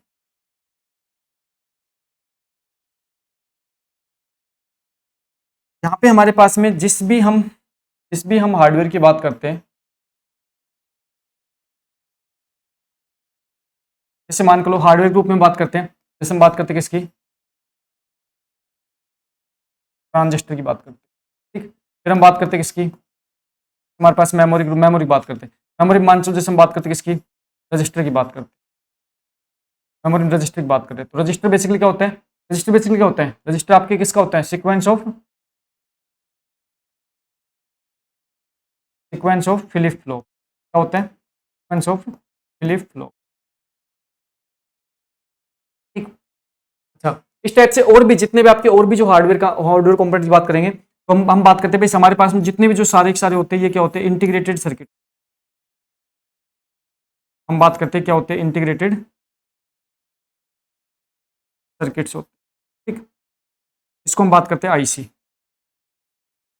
हम बात करते हैं किसकी, आईसी की बात करते हैं, है ना। इंटीग्रेटेड सर्किट होते हैं, किसकी बात करते हैं, हम आईसी की बात, ठीक। तो भाई हम कहते हैं कि आईसी की, जैसे आप कहते हो ना भाई आज के दिन, जैसे मान के चलो अभी आईफोन 17 लॉन्च हुआ है, इससे पहले आईफोन 16 था, उससे पहले आईफोन 15 था। तो आईफोन जैसे नया नया जो आईफोन लॉन्च होता जा रहा है, तो इसमें बेसिकली करते क्या है, अगर हम हार्डवेयर के पॉइंट ऑफ व्यू से बात करें, तो हार्डवेयर पॉइंट ऑफ व्यू से क्या चेंज करते होंगे। जैसे अगर एप्पल की बात करें, तो एप्पल कहते हैं एप्पल का जो नया चिप आ गया, चिपसेट आ गया, है ना। जैसे एप्पल का नया चिपसेट A19 आ गया, A20 आ गया, A18 था, है ना। इस टाइप से एप्पल के जो लैपटॉप बात करें, तो लैपटॉप के लिए आपका जो एप्पल का चिपसेट आता है M1 सीरीज का था, M1 M2 M3 M4 chipset आता है। तो ये इन चिपसेट्स के अंदर करते क्या होंगे, है ना। जब भी हम हार्डवेयर कंपोनेंट्स के रूप में, जब भी हम किसी चिपसेट की बात करते हैं, चिपसेट्स में हम क्या करते हैं, अपग्रेडेशन की बात करते हैं। तो किसी भी चिपसेट में देखो, एक पॉइंट अच्छे से समझ लेना, किसी भी चिपसेट में जैसे अगर चिपसेट की बात करें, तो अभी आपका जैसे अगर हम बात करें इंटेल की बात करें, तो इंटेल जैसे i7 हो गया, i9 हो गया आपका, ठीक है। और जैसे बात करें आपके एप्पल की बात करें, तो एप्पल में जैसे आपका एप्पल के रूप में चिपसेट कौन सा, M1 हो गया, M2 हो गया, M3 हो गया, M4 हो गया, ये आपके नए ये आपके एप्पल के चिपसेट, ठीक है। तो यहाँ पे आपके करते क्या होंगे इन पॉइंट में, देखो इनमें बेसिकली करते क्या है कि जब भी इनमें अपग्रेड करते हैं, जब भी किसी पर्टिकुलर चिपसेट में अपग्रेड किया जाता है, जब भी यहाँ पे कोई चीज अपग्रेड की जाती है, तो यहाँ पे सिंपल सी बात है कि यहाँ पे number of integrated circuits increase, आपके नंबर ऑफ इंटीग्रेटेड सर्किट ना वो क्या कर दिए जाते हैं, वो इंक्रीज कर दिए जाते हैं। नंबर ऑफ इंटीग्रेटेड सर्किट क्या कर दिए जाते हैं, इंक्रीज कर दिए जाते हैं हर एक नए चिपसेट के साथ, ठीक। तो इसका मतलब होता है कि जैसे जैसे नया कोई चिपसेट आता है, तो उसके अंदर नंबर ऑफ इंटीग्रेटेड सर्किट अगर इंक्रीज कर दिए जाएंगे, तो इसका मतलब होता है स्पीड एनहेंस कर दी जाती है। तो इससे इंक्रीज करने से, देखो इंक्रीज करने का मतलब ये होता है कि आप इंक्रीज क्या कर रहे हो, आप सेम एरिया पे या एरिया को कम करते हो, इंक्रीज कर रहे हो। जैसे आपने देखो ना, कंप्यूटर्स की बात करें, तो कंप्यूटर जो पहले के, अगर जिस कंप्यूटर की हम जनरेशन की बात करें, तो स्टार्टिंग के जो जनरेशन कंप्यूटर आते थे, उसकी साइज एक कमरे के जितनी होती थी। फिर धीरे धीरे करते करते साइज क्या कर दिया, कम कर दिया गया। और आज के दिन आपके पास मोबाइल, आपके हाथ में जो मोबाइल फोन है, वो पूरा पूरा क्या कंप्यूटर सिस्टम है। अब सोच के देखो आपकी मोबाइल फोन की साइज क्या है। तो यहाँ पे क्या किया गया, यहाँ पे जो चिपसेट है ना, उसकी साइज को तो रिड्यूस किया गया, और उसके अंदर नंबर ऑफ इंटीग्रेटेड सर्किट्स को बढ़ा दिया गया। अब यहाँ पे ये जो काम आप कर रहे हो, नंबर ऑफ इंटीग्रेटेड सर्किट जैसे जैसे बढ़ाते जा रहे हो, साइज आप जैसे जैसे कम करते जा रहे हो, इससे क्या करते हो, आप स्पीड इंक्रीज कर रहे हो। आप क्या कर रहे हो, स्पीड यहाँ पे क्या कर रहे हो, इंक्रीज कर, स्पीड इंक्रीज कर रहे हो। आप ये काम करने से इसका मतलब थ्रूपुट्स को आप एनहेंस कर रहे हो। और साथ में जो सॉफ्टवेयर के ऊपर आप नए नए जो अपडेशन देते रहते हो, सॉफ्टवेयर के रूप में जो सॉफ्टवेयर नए जो अपडेट होते हैं, तो इसका मतलब सॉफ्टवेयर की हेल्प से आप क्या करने वाले, आप नई नई फंक्शन इंप्लीमेंट करने वाले हो। और जो आपके बग्स हैं, उन बग्स को आप क्या कर रहे हो, बग्स को आप फाइंड आउट करके क्या करो, डीबग कर रहे हो, उनको दूर कर रहे हो, आप फिक्स कर रहे हो उन बग्स को। और साथ में कुछ नई फंक्शनलिटी के साथ में आप क्या करो, स्पीड भी एनहेंस कर रहे हो सॉफ्टवेयर पॉइंट ऑफ व्यू से। ये तो क्या होता है, अपग्रेड अपडेशन का ये आपका सिस्टम चलता है। तो धरना अपग्रेड, जो आपका अपडेट और अपग्रेड होता है, वो आपके दोनों पार्ट पे होता है, हार्डवेयर पे भी और सॉफ्टवेयर पे भी। जैसे आपने देखा होगा कि एप्पल्स के अंदर आपका जो भी नया फोन आपका लॉन्च किया जाता है, उसके अंदर क्या हो, नया चिपसेट, आपके नए चिपसेट के साथ उसको लॉन्च किया जाता है। साथ में हार्डवेयर के साथ में आपके सॉफ्टवेयर के भी क्या होता है, नया क्या जाता है, आपके पास में अपडेट आ जाता है। जब जब देखा होगा आपके पास एप्पल मोबाइल से एंड्रॉइड मोबाइल, तो एंड्रॉइड मोबाइल के क्या होते हैं, अपडेट आते रहते हैं। तो ये सारी कहानी जो आपको मैं बता रहा हूँ, ये सारी कहानी ये सारी कहानी जो आपके सामने चल रही है, इस सारी कहानी की अगर हम बात करें, कंपटीशन की बात करें, तो यहाँ पे हमारे पास जो इंटीग्रेटेड सर्किट्स होते हैं, ट्रांजिस्टर होते हैं, फ्लिप फ्लॉप होते हैं, ये जितने भी आपके पास में जो सारे के सारे जो सर्किट्स हैं, इनकी अगर मैं बात करूं तो धरना यहाँ पे हमारे पास में जो स्पेशल जो पॉइंट आता है यहाँ पे, ये जो सारे के सारे जो सर्किट्स है ना, ये जो वर्क करते हैं, इनकी जो वर्किंग होती है वो किस पे होती है, किस पे, बाइनरी पे। किस पे होती है, बाइनरी। और बाइनरी की बात करें, इसका मतलब किस पे होती है, जीरो। किस पर वर्किंग होती है, 0 1 पे वर्किंग। अब यहाँ पे पॉइंट आता है कि जो वर्किंग 0 1 पे होती है, तो इसका मतलब होता है कि अगर हम फ्लिप फ्लॉप की बात करें, तो जो हमारे पास में एक फ्लिप फ्लॉप होता है, हमारे पास में एक फ्लिप फ्लॉप होता है, हमारे पास में एक फ्लिप फ्लॉप होता है, वो क्या करता है, वो एक बाइनरी बिट को स्टोर करता है। एक बाइनरी बिट क्या करता है, स्टोर करता है। एक बाइनरी बिट को स्टोर करता है। हमारे पास में जो रजिस्टर होते हैं वो आपके बहुत सारे फ्लिप फ्लॉप से मिलकर बनते हैं, और इसलिए रजिस्टर होते हैं वो आपकी सबसे फास्टेस्ट मेमोरी होती है। ये तो हम मेमोरी में पढ़ेंगे सारी डिटेल, ये तो कंप्लीट डिटेल, ये जो सारा मैं पढ़ा रहा हूँ, ये तो आपको मेमोरी के अंदर मैं कंप्लीट डिटेल पढ़ाने वाला हूँ। लेकिन यहाँ पे जो पॉइंट बताने वाला हूँ, यहाँ पे जो आप सारा जो आप वर्क कर रहे हो, वो वर्क किस पे कर रहे हो, हार्डवेयर लेवल पे जो आप काम कर रहे हो ना, वो आप काम किस पे कर रहे हो, काम कर रहे हो बाइनरी पे। अब यहाँ पे पॉइंट आता है कि जो आप बाइनरी पे जो काम करने वाले हो, बाइनरी काम का मतलब होता है यहाँ पे 0 1 की फॉर्मेट में काम होने वाला है। इसका मतलब होता है कंप्यूटर सिस्टम्स के अंदर जो इंटरनली जो काम होता है ना, वो सारा का सारा इंटरनली काम इस टाइप से 0 1 की फॉर्मेट में, ये बाइनरी के अंदर सारा का सारा यहाँ पे क्या हो रहा है, वर्क परफॉर्म। तो कंप्यूटर को अगर आपको हार्डवेयर लेवल पे अगर आपको कोई भी इंस्ट्रक्शन देनी है, तो हार्डवेयर लेवल पे दी जाने वाली इंस्ट्रक्शन किस फॉर्मेट में होती है, आपकी बाइनरी फॉर्मेट में होती है। यहाँ पे आपको साफ साफ मैं आपको लिखवा देता हूँ कि हार्डवेयर लेवल पे जो हम इंस्ट्रक्शन देते हैं, हार्डवेयर लेवल पे दी जाने वाले दिए जाने वाले इंस्ट्रक्शन किसमें होते हैं, बाइनरी फॉर्मेट में होते हैं। अब यहाँ पे हार्डवेयर लेवल पे जो इंस्ट्रक्शन दिए जा रहे हैं वो किस फॉर्मेट में, बाइनरी फॉर्मेट में। तो फिर हमें करना क्या होता है, हमें फिर नंबर सिस्टम स्टडी करने होते हैं। हमें क्या करने होते हैं, नंबर सिस्टम स्टडी करने होते हैं। जैसे अगर हम नंबर सिस्टम की बात करें, तो हमारे पास में सिलेबस के रूप में क्या करते हैं, नंबर सिस्टम, हम क्या पढ़ते हैं, हम नंबर सिस्टम स्टडी करते हैं। और नंबर सिस्टम स्टडी करने में हम बेसिकली हम जिन नंबर सिस्टम की बात करते हैं, जो सिलेबस में आपको डायरेक्टली मेंशन है, सिलेबस में मेंशन के रूप में आपको दे रखा है, यहाँ पे कौन सा नंबर सिस्टम दे रखा है, आपको दे रखा है सिलेबस के रूप में क्या, बाइनरी नंबर सिस्टम। फिर आपको दे रखा है कौन सा, ऑक्टल नंबर सिस्टम। फिर आपको दे रखा है कौन सा, डेसिमल नंबर सिस्टम, फिर आपको कौन सा दे रखा है, फिर आप दे रखा है कौन सा, हेक्साडेसिमल नंबर। देखो अगर यहाँ पे बाइनरी नंबर सिस्टम की बात करें, तो बाइनरी नंबर सिस्टम को रिप्रेजेंट करने के जो सिंबल होते हैं, देखो यहाँ पे पॉइंट समझो, बाइनरी नंबर सिस्टम को रिप्रेजेंट करने के जो सिंबल होते हैं, तो दो ही सिंबल होते हैं, कौन से, 0 और। अगर मैं ऑक्टल नंबर की सिस्टम की बात करूं, तो ऑक्टल देखो नाम से पता लगा, टोटल कितने 8 सिंबल होते हैं, ठीक है, टोटल 8 सिंबल होते हैं, कौन सा, 0 1 2 3 4 5 6, और ये टोटल कितने हो गए, 8 सिंबल हो गए, इसके लिए ऑक्टल नंबर सिस्टम की। फिर डेसिमल की बात करूं, टोटल कितने, 10 सिंबल होते हैं, 0 1 2 0 1 2 3 4 5 6 7 8, है ना। ये जो आपके सामने जो डेसिमल नंबर सिस्टम है, ये आप क्या कर रहे हो, अपनी डेली लाइफ में, रूटीन लाइफ में क्या करते हो, आप स्टडी करते हो। डेली रूटीन लाइफ में क्या करते हो, आप स्टडी करते हो, तो ये नंबर सिस्टम से आपको पता है, ये तो आप पढ़ते हो। मैथ के अंदर आप डेसिमल नंबर सिस्टम को खूब भली बात आप अच्छे जानते हो, और रूटीन लाइफ में अनपढ़ आदमी भी रूटीन लाइफ में डेसिमल नंबर सिस्टम के बेस पे काम करता है। जैसे मान के चलो कोई बिल्कुल ही अनपढ़ इंसान है, वो भी जैसे कहीं पे कुछ सामान लेने जाता है, रुपए का लेन देन करता है, वो सब किस में होता है, डेसिमल नंबर सिस्टम होता है।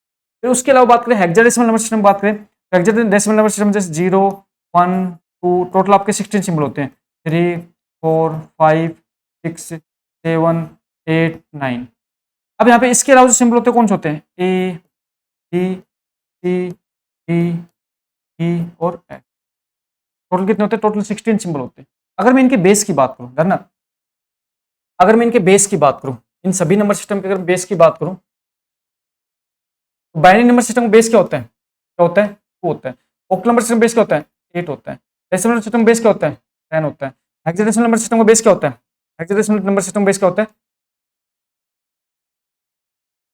अब ये सारे के सारे नंबर सिस्टम आप क्या करते हो? आप स्टडी करते हो, और सारे के सारे नंबर सिस्टम आप इसलिए स्टडी करते हो कि कंप्यूटर सिस्टम्स के अंदर जो आपके हार्डवेयर लेवल पे जो काम होता है वो बाइनरी लेवल पे काम होता है बाइनरी पे, ठीक। और आपको क्या करना होता है? आपको रोज आप रूटीन लाइफ में आप बेसिकली डेसिमल नंबर सिस्टम वगैरह को जानते हो, बाइनरी सिस्टम को नहीं जानते हो, तो फिर आपको करना क्या होता है? तो फिर आपको ये करना होता है कि आपको इन सारे नंबर सिस्टम को स्टडी करना होता है। अब आप कहोगे सर बाइनरी नंबर सिस्टम है तो बाइनरी को पढ़ लेंगे, डेसिमल पढ़ लेंगे, बाकी क्यों पढ़ रहे हो? तो बाकी नंबर सिस्टम बात करें तो हेक्साडेसिमल नंबर सिस्टम बेसिकली हम क्या करते हैं? हम मेमोरी में रिप्रेजेंटेशन के लिए कई बार काम में लेते हैं, इसको हेक्साडेसिमल को, ऑक्टल को भी हम काम में लेते हैं। तो इसलिए हम क्या करते हैं? बाकी नंबर सिस्टम को करते हैं, स्टडी करते हैं। तो एक छोटा सा एग्जांपल लेते हैं। तो इन्हीं नंबर सिस्टम के बेस पे आपको क्या करना पड़ता है? सारे के सारे नंबर सिस्टम आपको पढ़ने पड़ते हैं। बाइनरी नंबर सिस्टम क्या होता है, आपको ऑक्टल नंबर सिस्टम क्या होता है, डेसिमल क्या होता है, हेक्साडेसिमल क्या होता है, सबसे पहले इनको बेसिक पढ़ना होता है, फिर इसके बाद इनका कन्वर्जन पढ़ना होता है ना। आपको एक नंबर सिस्टम से दूसरे नंबर सिस्टम का कन्वर्जन पता होना चाहिए, ठीक है। तो कन्वर्जन यहाँ पे आपके कन्वर्जन ग्रुप में आपको एग्जाम में क्वेश्चन देखने को मिलते हैं। और धरना बाइनरी, अगर मैं नंबर सिस्टम बात करूँ तो हर एक एग्जाम में नंबर सिस्टम के 1-2 क्वेश्चन आपको जनरल देखने को मिल जाते हैं, ठीक। चाहे फिर वो आईसीटी की बात करें, चाहे फिर आपको मेन एग्जाम की बात करें, तो आपको नंबर सिस्टम पे आपको 1-2 क्वेश्चन देखने को मिल ही जाते हैं।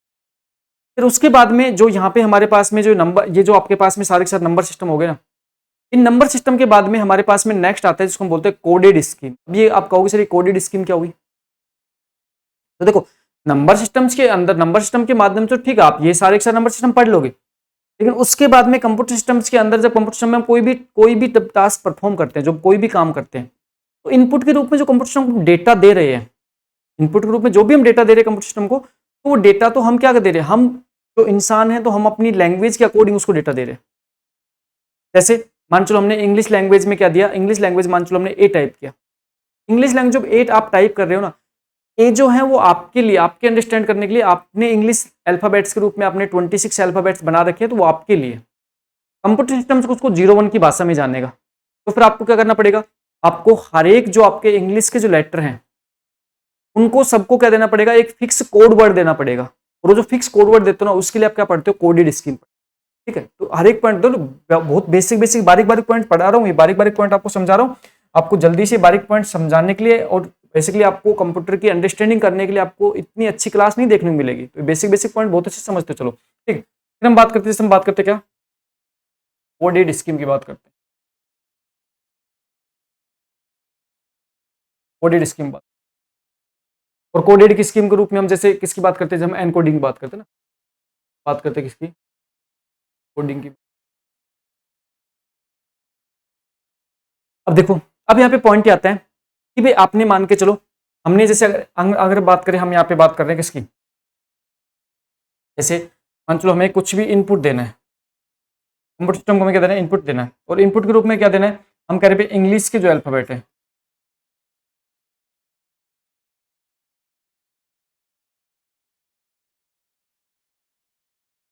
इंग्लिश के जो अल्फाबेटिक्स हैं, इंग्लिश के अल्फाबेटिक मान के चलो भाई आपके, जैसे हम बात करते हैं इंग्लिश अल्फाबेटिक्स आपके 2 टाइप है ना, एक तो स्मॉल एक कैपिटल है ना। जैसे हम बात करें तो अपने अल्फाबेट्स के रूप में मान चलो, एक तो क्या है? एक तो आपका कैपिटल है,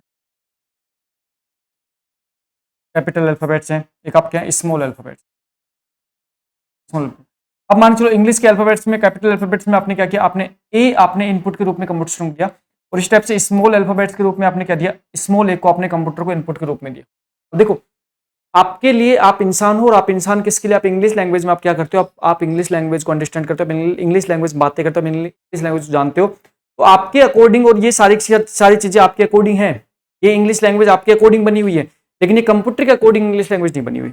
इसका मतलब है कंप्यूटर को तो क्या करना पड़ेगा? इस पर्टिकुलर ए है ना, इस पर्टिकुलर ए के लिए कंप्यूटर को तो एक स्पेसिफिक कोड स्कीम बतानी पड़ेगी कंप्यूटर सिस्टम को कि भाई जब भी मैं ए टाइप करूं तो ए को आप क्या करो? आप बाइनरी में आप ये समझो। जैसे मान चलो हम बात करें, तो हम बात करते हैं,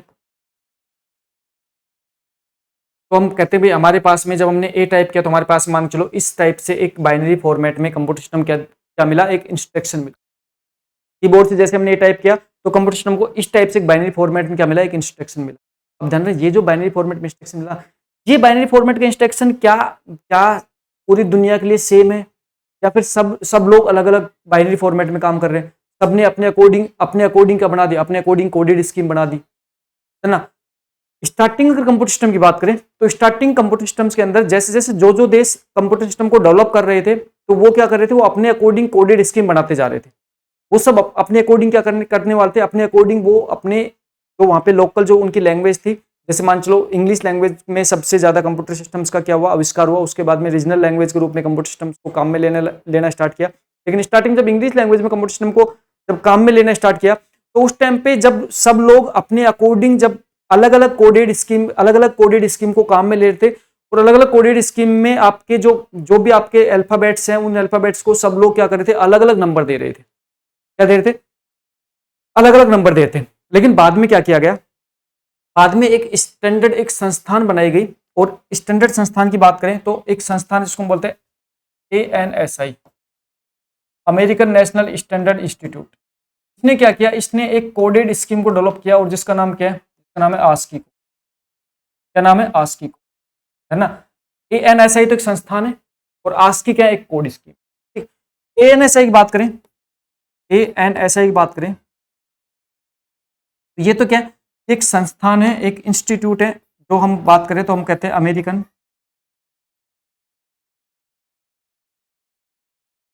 national standard institute, American national standard, ठीक है। और इसमें हमने बात की है, सेकंड हमने बात की किसकी, आस्की, इसकी बात की है, आस्की कोड की बात। आस्की जो कोड है, ये कोडेड स्कीम है, जिसको हम कह रहे हैं American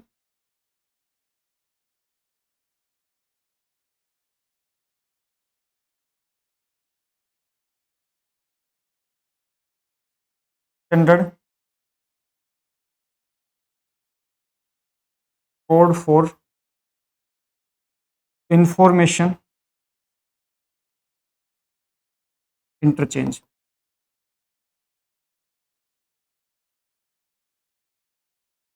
American standard code for information interchange, है ना। ये सारी की सारी फुल फॉर्म वगैरह आप अच्छे से सीख लेना, क्योंकि आपको साफ साफ मेंशन भी किया गया आपके सिलेबस में कि आपको ये सारी फुल फॉर्म वगैरह आपको पता होना चाहिए, ठीक। अब देखो, अब ये जो सबसे पहले अगर बात करें, मैं आस्की कोड की बात करूं, तो बेसिकली हुआ क्या था कि लगभग ये अगर बात करें तो लगभग आपके 1981 के समथिंग आपके क्या हुआ था, आपके एक मीटिंग का गठन किया गया था, 1971 के समथिंग, 71 मीटिंग का गठन किया गया था। और उस टाइम पे अमेरिका एक पावरफुल कंट्री था, आज भी अमेरिका पावरफुल कंट्री है, तो उस टाइम पे अमेरिका डेवलप्ड कंट्री था। अमेरिका ने क्या किया, बाकी जितने भी दुनिया है, बाकी जो देश हैं, उन सभी के जो भी आपके टॉप मोस्ट जो साइंटिस्ट हैं, सबको इन्वाइट किया, और आके भाई आप एक काम करते हैं कि कंप्यूटर सिस्टम धीरे धीरे क्या होने लगा है, वर्ल्ड वाइड यूज होने लगा है। क्योंकि कंप्यूटर सिस्टम में जब हम नेटवर्क की बात करते हैं, तो सबसे पहला जो नेटवर्क बना था कौन सा बना था, अर्पानेट बना था। अर्पानेट जो था उसको डिपार्टमेंट ऑफ डिफेंस ने 1969 बनाया था। फिर उसके बाद में जो बाकी जो नेटवर्क बने थे, धीरे धीरे करते करते ऐसे क्या हुआ था, आपके इंटरनेट का आविष्कार हुआ था। तो जब कंप्यूटर को जब आपके इंटरनेट की दुनिया में काम में लेना स्टार्ट किया, नेटवर्क की दुनिया में काम में लेना स्टार्ट किया, तो उस टाइम पे क्या क्या होने लगा, सबसे पहले क्या हुआ, देश के अंदर नेटवर्क की कनेक्टिविटी हुई। फिर क्या हुआ, आपके ना इंटर कंट्री क्या हुआ, आपके नेटवर्क की कनेक्टिविटी, और एक दूसरे देश के अंदर क्या हुआ, इंफॉर्मेशन को एक्सचेंज करना स्टार्ट हुआ। तो जब एक दूसरे देश में इंफॉर्मेशन एक्सचेंज करना स्टार्ट हो, तो उस टाइम पे फिर एक सबसे बड़ी प्रॉब्लम ये थी कि सब देश अपने अकॉर्डिंग क्या कर रहे थे, कोडेड स्कीम काम में ले रहे थे। और जब अलग अलग देश अलग अलग कोडेड स्कीम अगर काम में ले रहे हैं, तो उस टाइम पे मान के चलो कि भाई अमेरिका जो है ना, वो एक को कोड ये मान रहा है, और उसी टाइम पे मान के चलो जो जापान है वो एक को कोड क्या मान रहा है, जापान मान चलो एक को कोड क्या मान रहा है, एक को कोड ये मान रहा है। अब ये तो प्रॉब्लम है। अगर मान चलो अमेरिका से किसी ने एक के रूप में अगर किसी ने ये टेक्स्ट भेजा है, तो ये टेक्स्ट जापान समझ नहीं पाएगा ये टेक्स्ट क्या है। तो इसके लिए क्या किया गया, इसके लिए जो कोडेड स्कीम जो काम में ली गई, उस कोडेड स्कीम के रूप में जो कोडेड स्कीम डेवलप की गई, वो कोडेड स्कीम डेवलप की कौन सी, आस्की कोडेड स्कीम को डेवलप किया गया। और आस्की कोडेड स्कीम डेवलप किया गया था, उसके दो स्टैंडर्ड आए थे आस्की के, एक तो था आस्की 7, एक आस्की 8। एक तो आस्की 7 था, आस्की 8 बिट। तो आस्की 7 और आस्की 8 का मतलब यही होता है कि आस्की 7 का मतलब आस्की 7 बिट आस्की और 8 बिट आस्की। अब 7 बिट आस्की का मतलब होता है कि यहाँ पे 7 बिट की सहायता से आप टोटल कितने सिंबल रिप्रेजेंट कर सकते हो। तो देखो, अगर 7 बिट की सहायता सिंबल रिप्रेजेंट की बात करें, तो 7 बिट की सहायता से हम टोटल कितने सिंबल रिप्रेजेंट कर सकते हैं? हम सिर्फ और सिर्फ 128 सिंबल रिप्रेजेंट कर सकते हैं। 2 की पावर 7, इसका मतलब कितना? 128 सिंबल रिप्रेजेंट कर सकते हैं। और अगर मैं 8 बिट की बात करूं, 8 बिट की सहायता से 2 की पावर 8 कितने सिंबल, कितने सिंबल की बात करें 8 बिट की सहायता कितने सिंबल हो गए आपके? 256 सिंबल, 256 सिंबल को रिप्रेजेंट किया जा सकता है। स्टार्टिंग के अंदर जब कंप्यूटर का स्टार्टिंग रूप था उस टाइम पे कंप्यूटर के अंदर इंग्लिश लैंग्वेज को काम में लिया जाता था।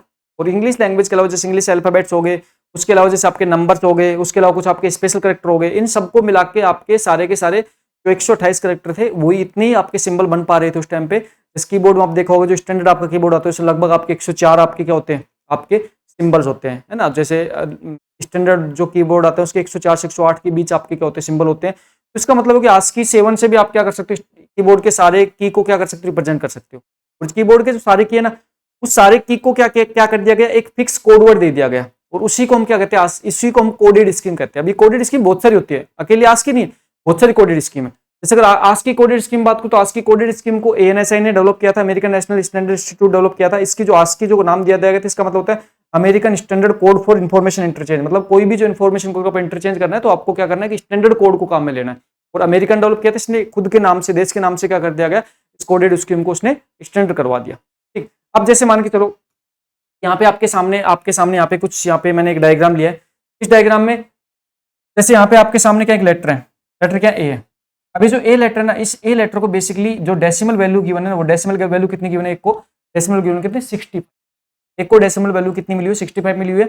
लेकिन एक्चुअल में जो कंप्यूटर सिस्टम्स के अंदर इसकी जो बाइनरी वैल्यू होती है, ये इसकी बाइनरी वैल्यू क्या होती है, 01000001, ये क्या होती है, ये कंप्यूटर सिस्टम इसकी बाइनरी वैल्यू होती है, इसकी होती है बाइनरी वैल्यू। इसका मतलब होता है जब कीबोर्ड से जब आप ए टाइप करते हो ना, तो एक को हम कोडेड स्कीम में हम उसको ये कहते हैं कि एक का जो नंबर मिला हुआ है, एक का जो नंबर मिला हुआ है वो कितना मिला हुआ है, डेसिमल में 65 मिला हुआ है। और 65 को यहाँ पे डेसिमल को जब हम बाइनरी में कन्वर्ट करते हो, 65 को बाइनरी क्या होता है, ये होता है ना। यहाँ पे ये जो कोडेड स्कीम है, ये कोडेड स्कीम को हम कहते हैं कि हमारे पास में ये ASCII 8 स्टैंडर्ड को काम में लेके बनाई गई। ASCII क्या है, ASCII 8 स्टैंडर्ड, ठीक है। ASCII 8 कोडेड स्कीम को यहाँ पे काम में लेके यहाँ पे क्या कर दिया गया, यहाँ पे हमारे पास में कोडेड स्कीम। इसका मतलब है जैसे आप कंप्यूटर के अंदर कैपिटल ए टाइप करते हो, तो कैपिटल ए टाइप करते हो तो उस टाइम पे कंप्यूटर आपका क्या अंडरस्टैंड करेगा कि उसका नंबर कितना है, उसका नंबर आपका डेसिमल 65। और 65 मतलब है कि यहाँ पे कंप्यूटर आपको इस टाइप से ये बाइनरी फॉर्मेट में, इस बाइनरी भाषा में उस नंबर को आपको अंडरस्टैंड करेगा कौन, कंप्यूटर। इसी टाइप से इस जो स्मॉल ए होता है, जो स्मॉल ए होता है, स्मॉल ए के लिए जो आपके जो ASCII स्टैंडर्ड है उसमें जो नंबर आपको गिवन है वो कितना है, 90, कितना है 90। तो ये सारी चीजें किसके थ्रू चल रही है, ये सारी चीजें चल रही है किसके थ्रू, कोडेड स्कीम, ठीक है। अब उसके बाद प्रॉब्लम ये आना स्टार्ट हुआ कि जो आपके जो ASCII कोडेड स्कीम था, ये ASCII कोडेड स्कीम में जो जो ASCII 8 था, इसके माध्यम से आप टोटल 2 की पावर 8 मतलब आप कितने, आप सिर्फ 256 सिंबल को ही क्या कर सकते हो, 256 सिंबल को ही क्या कर सकते हो, रिप्रेजेंट कर सकते हो। अब धीरे धीरे क्या हुआ, धीरे धीरे कंप्यूटर सिस्टम को रीजनल लैंग्वेज में काम में लेना स्टार्ट हुआ। अब रीजनल लैंग्वेज जो कंप्यूटर सिस्टम को काम में लेना स्टार्ट हुआ ना, तो उस टाइम पे सबसे बड़ी प्रॉब्लम ये थी कि भाई अब रीजनल लैंग्वेज के रूप में जो आपकी लैंग्वेज है, जैसे हिंदी है, तो हिंदी की अगर वर्णमाला की बात करें तो आपके लगभग आपके 24 आपके सिंबल्स होते हैं, ठीक है। स्वर और व्यंजन आपकी बात करें तो लगभग आपके 11 तो कितने स्वर है और 33 कितने व्यंजन, ये ना 44 है ना, सही कह रहा हूँ मैं। अरे हिंदी मुझे बहुत ज्यादा नहीं आती, लेकिन नॉर्मल थोड़ी बहुत आती है, लगभग आपके 44 सिंबल है, ठीक है। इस टाइप से अकेली हिंदी नहीं है, फिर आपके बहुत सारे जो अलग अलग जो कंट्री है उनकी सबकी क्या है, सबकी अलग अलग लैंग्वेज है, चाइना, जापानी, ठीक है। इसी टाइप से इंडिया की बात करें तो इंडिया में 22 तो स्टैंडर्ड लैंग्वेज है। तो जब कंप्यूटर को रीजनल लैंग्वेज में यूज करना स्टार्ट हुआ तो उस टाइम पे जो रीजनल लैंग्वेज के सिंबल थे ना, वो सिंबल अब आपके ASCII 8 के द्वारा रिप्रेजेंट नहीं किए जाते। अब ASCII 8 की तो जो लिमिट है कम हो गई। तो उसके बाद में नेक्स्ट जो आपके कोडेड स्कीम आई, उस कोडेड स्कीम बोलते हैं यूनिकोड। क्या बोलते हैं, यूनिकोड, यूनिकोड। तो यूनिकोड कोडेड स्कीम है, इसको बेसिकली 3 पार्ट में इंप्लीमेंट किया गया, UTF 8, UTF 16, UTF 32, UTF 8, UTF 16, UTF, ठीक, ठीक है। तो जैसे UTF बताओ, यूनिकोड ट्रांसफॉर्म फॉर्मेट, ठीक है। यूनिकोड ट्रांसफॉर्म फॉर्मेट 8 मतलब 8 बिट, 16 मतलब 16 बिट, 32 मतलब 32 बिट। अब इसका मतलब है कि अब यहाँ पे क्या कर दिया गया, यहाँ पे रेंज बहुत ज्यादा बढ़ा दी गई। जैसे अगर बात करें मैं यूटीएफ, अगर मैं यहाँ पे बात करूँ यूटीएफ 16 की बात करूँ, यूटीएफ 16 की बात करूँ तो 2 की पावर 16 का मतलब होता है 65,536। अब ये जो 65,536 जो आपके सिंबल है ना, ये सिंबल इतने ज्यादा सिंबल है, इसकी सहायता से आप लगभग सभी रीजनल लैंग्वेज को आप इंक्लूड कर सकते हो, सभी रीजनल लैंग्वेज को आप क्या दे सकते हो, एक कोड दे सकते हो। उसके बाद में क्या किया गया, यूनिकोड को काम में लिया गया, और यूनिकोड के द्वारा ही आज के दिन हम क्या करते हैं, हम जितने भी टाइप की लैंग्वेज होती है, जितनी भी जो रीजनल लैंग्वेज ग्रुप में जो लैंग्वेज होती है, जितने भी टाइप के आपके व्हाट्सएप पे जो इमोजी आप भेजते हो ना, व्हाट्सएप पे आप बहुत प्यारे प्यारे इमोजी जो भेजते हो तो व्हाट्सएप पे, ये इमोजी नहीं जाते नेटवर्क में। इन इमोजी के लिए क्या बना हुआ है, इन इमोजी को एक फिक्स कोड दिया हुआ है, वो कोड नेटवर्क में ट्रांसमिट होता है, और जब वो कोड नेटवर्क में ट्रांसमिट होकर आपके रिसीवर एंड पहुंचता है ना, तो रिसीवर एंड पे उस पर्टिकुलर कोड को वापस से क्या कर जाते हैं, वापस से उस पर्टिकुलर सिंबल में कन्वर्ट कर दिया जाता है। ये सारी कहानी भी हम धीरे धीरे करके डेप्थ तक समझते हैं, कंप्यूटर की दुनिया को हम इस टाइप से समझते जाते हैं धीरे धीरे करके। लेकिन हाँ, हमें ये चीज पता है कि ये सारी जो चीजें हम पढ़ रहे हैं, सारी चीजें हम कर रहे हैं ना, इनके पीछे जो सारा का सारा लॉजिक है, वो सारा का सारा लॉजिक ये है। तो हम बेसिकली हम इन सबको क्या करते हैं, हम सबको हम हमारे आईसीटी में पढ़ते हैं, हमारे कंप्यूटर सिस्टम में फंडामेंटल में पढ़ते हैं, और मैं धीरे धीरे करके सारे सब्जेक्ट को डिफाइन करता जा रहा हूँ। इससे क्या होता है, इससे सारे सब्जेक्ट आप डिफाइन हो जाएंगे। तो ये क्या होगा, ये आप सारे कोडेड स्कीम पढ़ोगे, और आज के दिन अगर यूटीएफ 16 की बात करें, यूटीएफ 16 आपका स्टैंडर्ड है जो आपके सबसे ज्यादा काम में आता है। और व्हाट्सएप पे जो आप इमोजी वगैरह भेजते हो ना, जो सारे के सारे आप काम करते हो, जो अलग अलग रीजनल लैंग्वेज में काम करते हो, हिंदी, इंग्लिश, जापानी, चाइनीज, जितनी भी लैंग्वेज में काम करते हो, वो आप इसलिए काम कर पा रहे हो क्योंकि आज के दिन क्या कर रहे हैं, आज के दिन आप यूनिकोड पे काम कर रहे हो। ठीक, ये सारी कहानी होगी। ये सारी कहानी किसकी होगी, ये सारी कहानी होगी कोडेड स्कीम की होगी, एनकोडिंग की होगी। ठीक, ये कंप्यूटर में अंदर एनकोडिंग को जो बात करते हो, एनकोडिंग आप इस टाइप से क्या करते हो समझ। ओके ओके, अच्छा नेक्स्ट बात करते हैं। अब नेक्स्ट यहाँ पे कहानी आती है, नेक्स्ट पॉइंट की बात करें तो नेक्स्ट पॉइंट ये आता है, जब मैं यहाँ पे कंप्यूटर सिस्टम की बात कर रहा हूँ, यहाँ पे कंप्यूटर सिस्टम की बात कर रहा हूँ, तो यहाँ पे मैं पॉइंट की बात कर रहा हूँ कि भाई हमें हमारे पास में जो कंप्यूटर सिस्टम है, उस कंप्यूटर सिस्टम्स के अंदर बेसिकली हमें अब क्या देना है, कंप्यूटर सिस्टम को हमें सॉफ्टवेयर ग्रुप में, हमें कंप्यूटर सिस्टम को सॉफ्टवेयर ग्रुप में क्या देना है, हमें इंस्ट्रक्शन देनी है। क्या देना है हमें, इंस्ट्रक्शन दे। अब हम सॉफ्टवेयर ग्रुप में जब कंप्यूटर सिस्टम को इंस्ट्रक्शन देने की बात करते हैं, तो भी कंप्यूटर सिस्टम्स के अंदर जो हम बात करते हैं वो बात करते हैं किसकी, मशीन लैंग्वेज की बात करते हैं। इसकी बात करते हैं, मशीन लैंग्वेज की बात करते हैं। और मशीन लैंग्वेज का मतलब होता है कि यहाँ पे हम कंप्यूटर सिस्टम में हम 0-1 की भाषा में बात करते हैं। हम यहाँ पे हमारे पास में जो भी काम होता है वो किस में भाषा में बात, किसमें काम होता है, 0-1 की भाषा में काम होता है। इसका मतलब किस में काम होता है, इसका मतलब काम किस में होता है, बाइनरी फॉर्मेट में काम, इसमें काम होता है बाइनरी फॉर्मेट। इसका तो हार्डवेयर लेवल पे आप जो भी इंस्ट्रक्शन आप देते हो, वो सारी की सारी इंस्ट्रक्शन आपकी किस फॉर्मेट में होती है, वो बाइनरी फॉर्मेट में होती है। जैसे अभी आपका रनिंग सब्जेक्ट के रूप में आपका कंप्यूटर ऑर्गेनाइजेशन आर्किटेक्चर चल रहा है, तो उस सब्जेक्ट में मैं आपको ये चीज अच्छे समझा रहा हूँ, ये चीज आपको बहुत डेप्थ तक समझा रहा हूँ। जो इंस्ट्रक्शन होता है ना, उस इंस्ट्रक्शन को जो आप कहते हो ना इंस्ट्रक्शन कहते हो, इंस्ट्रक्शन बेसिकली तीन पार्ट में डिवाइड होती है, मोड, ऑपकोड, और फिर क्या, ऑपरेंट। मोड, ऑपकोड, ऑपरेंट, ये 3 पार्ट में इंस्ट्रक्शन डिवाइड होती है ना। तो ये सारी अंडरस्टैंडिंग आप बहुत अच्छे से कर पा रहे हो, तो मैं आपको सीओ पढ़ा रहा हूँ उसमें। लेकिन अभी बेसिक चीजें पढ़ा रहा हूँ, तो इसमें समझो कि आपका जो कंप्यूटर सिस्टम होता है वो बेसिकली आपके 0-1 की फॉर्मेट्स में आपका क्या करने वाला, वर्क करने वाला है। इसका मतलब होता है कि यहाँ पे कंप्यूटर सिस्टम को अगर कोई भी आपको इंस्ट्रक्शन देनी है, अगर कोई भी आपको इंस्ट्रक्शन देनी है, मतलब कोई भी क्या देना है, आपको निर्देश देना है। अगर कोई भी आपको निर्देश देना है तो फिर आप किस भाषा में दोगे, तो आप किस भाषा में दोगे, तो आप यहाँ पे 0-1 की फॉर्मेट में आप क्या दोगे, यहाँ पे आप निर्देश देने, इसमें आप बाइनरी में निर्देश देने। ठीक है, अब यहाँ पे कंप्यूटर को जो बाइनरी में निर्देश देने वाले हो ना, तो यहाँ पे हमारे पास में सबसे पहले मान के चलो कि हमें कंप्यूटर से कोई भी काम करवाना है। ठीक, और कोई भी काम करवाने के लिए अगर आपने कोई भी जो निर्देश दिया है, किसी भी टास्क, किसी भी टाइप से कोई भी, अगर आपको कंप्यूटर सिस्टम से किसी भी टाइप से कोई भी अगर आपको वर्किंग परफॉर्म करवानी है, तो आपको कोई भी सॉफ्टवेयर बनाना, मतलब कोई भी किसी टाइप से कोई भी वर्किंग करनी है, तो आपको क्या चाहिए, आपको कंप्यूटर सिस्टम को इंस्ट्रक्शन देना है। और इंस्ट्रक्शन जो होती है, इंस्ट्रक्शन का जो सेट होता है वही आपका प्रोग्राम होता है, और प्रोग्राम का सेट ही आपका सॉफ्टवेयर कहलाता है। ठीक, तो जो इंस्ट्रक्शन होती है, जो निर्देश होते हैं, उनका सेट ही क्या होता है, प्रोग्राम होता है, और प्रोग्राम का सेट ही क्या होता है, सॉफ्टवेयर होता है। इसका मतलब है कि यहाँ पे अगर मान के चलो आपने जो निर्देश दिए, अगर आपने जो निर्देश दिए, वो अगर मान के चलो आपने निर्देश किस रूप में किए, अगर आपने निर्देश किस रूप में दिए, मशीन लैंग्वेज के रूप में निर्देश दिए,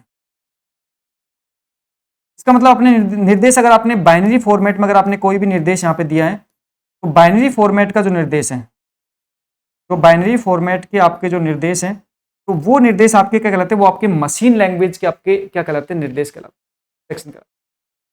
अब मशीन लैंग्वेज के इंस्ट्रक्शन देने के लिए अगर आपको कोई भी आपको कोड अगर आपको मशीन लैंग्वेज में लिखना है, जब भी आप कोई भी प्रोग्राम लिखते हो प्रोग्राम अगर आपको मशीन लैंग्वेज में लिखना है, मान चलो हम क्या बात कर रहे हैं कि हमें कोई भी प्रोग्राम लिखना है और कोई भी प्रोग्राम आप मशीन लैंग्वेज में लिखते हो तो इसके लिए आपको सबसे पहले तो आपको मशीन की नॉलेज होनी चाहिए। मशीन नॉलेज मतलब आपको हार्डवेयर की नॉलेज होनी चाहिए और हार्डवेयर नॉलेज होने के बाद ही आप क्या लिख सकते हो, आप मशीन लैंग्वेज में कोड लिख सकते हो। अब मशीन लैंग्वेज में जो आप प्रोग्राम लिख रहे हो, मशीन लैंग्वेज जो आप कोड लिख रहे हो, उस कोड को लिखने के लिए क्या चाहिए, हार्डवेयर नॉलेज चाहिए। इसका मतलब है कि यहाँ पे फिर आपके लिए स्पेसिफिक जो साइंटिस्ट हैं, स्पेसिफिक जो पर्सन जो कंप्यूटर सिस्टम्स को बना रहे हैं, काम कर रहे हैं, वही क्या लिख सकते हैं, इसके निर्देश लिख सकते हैं।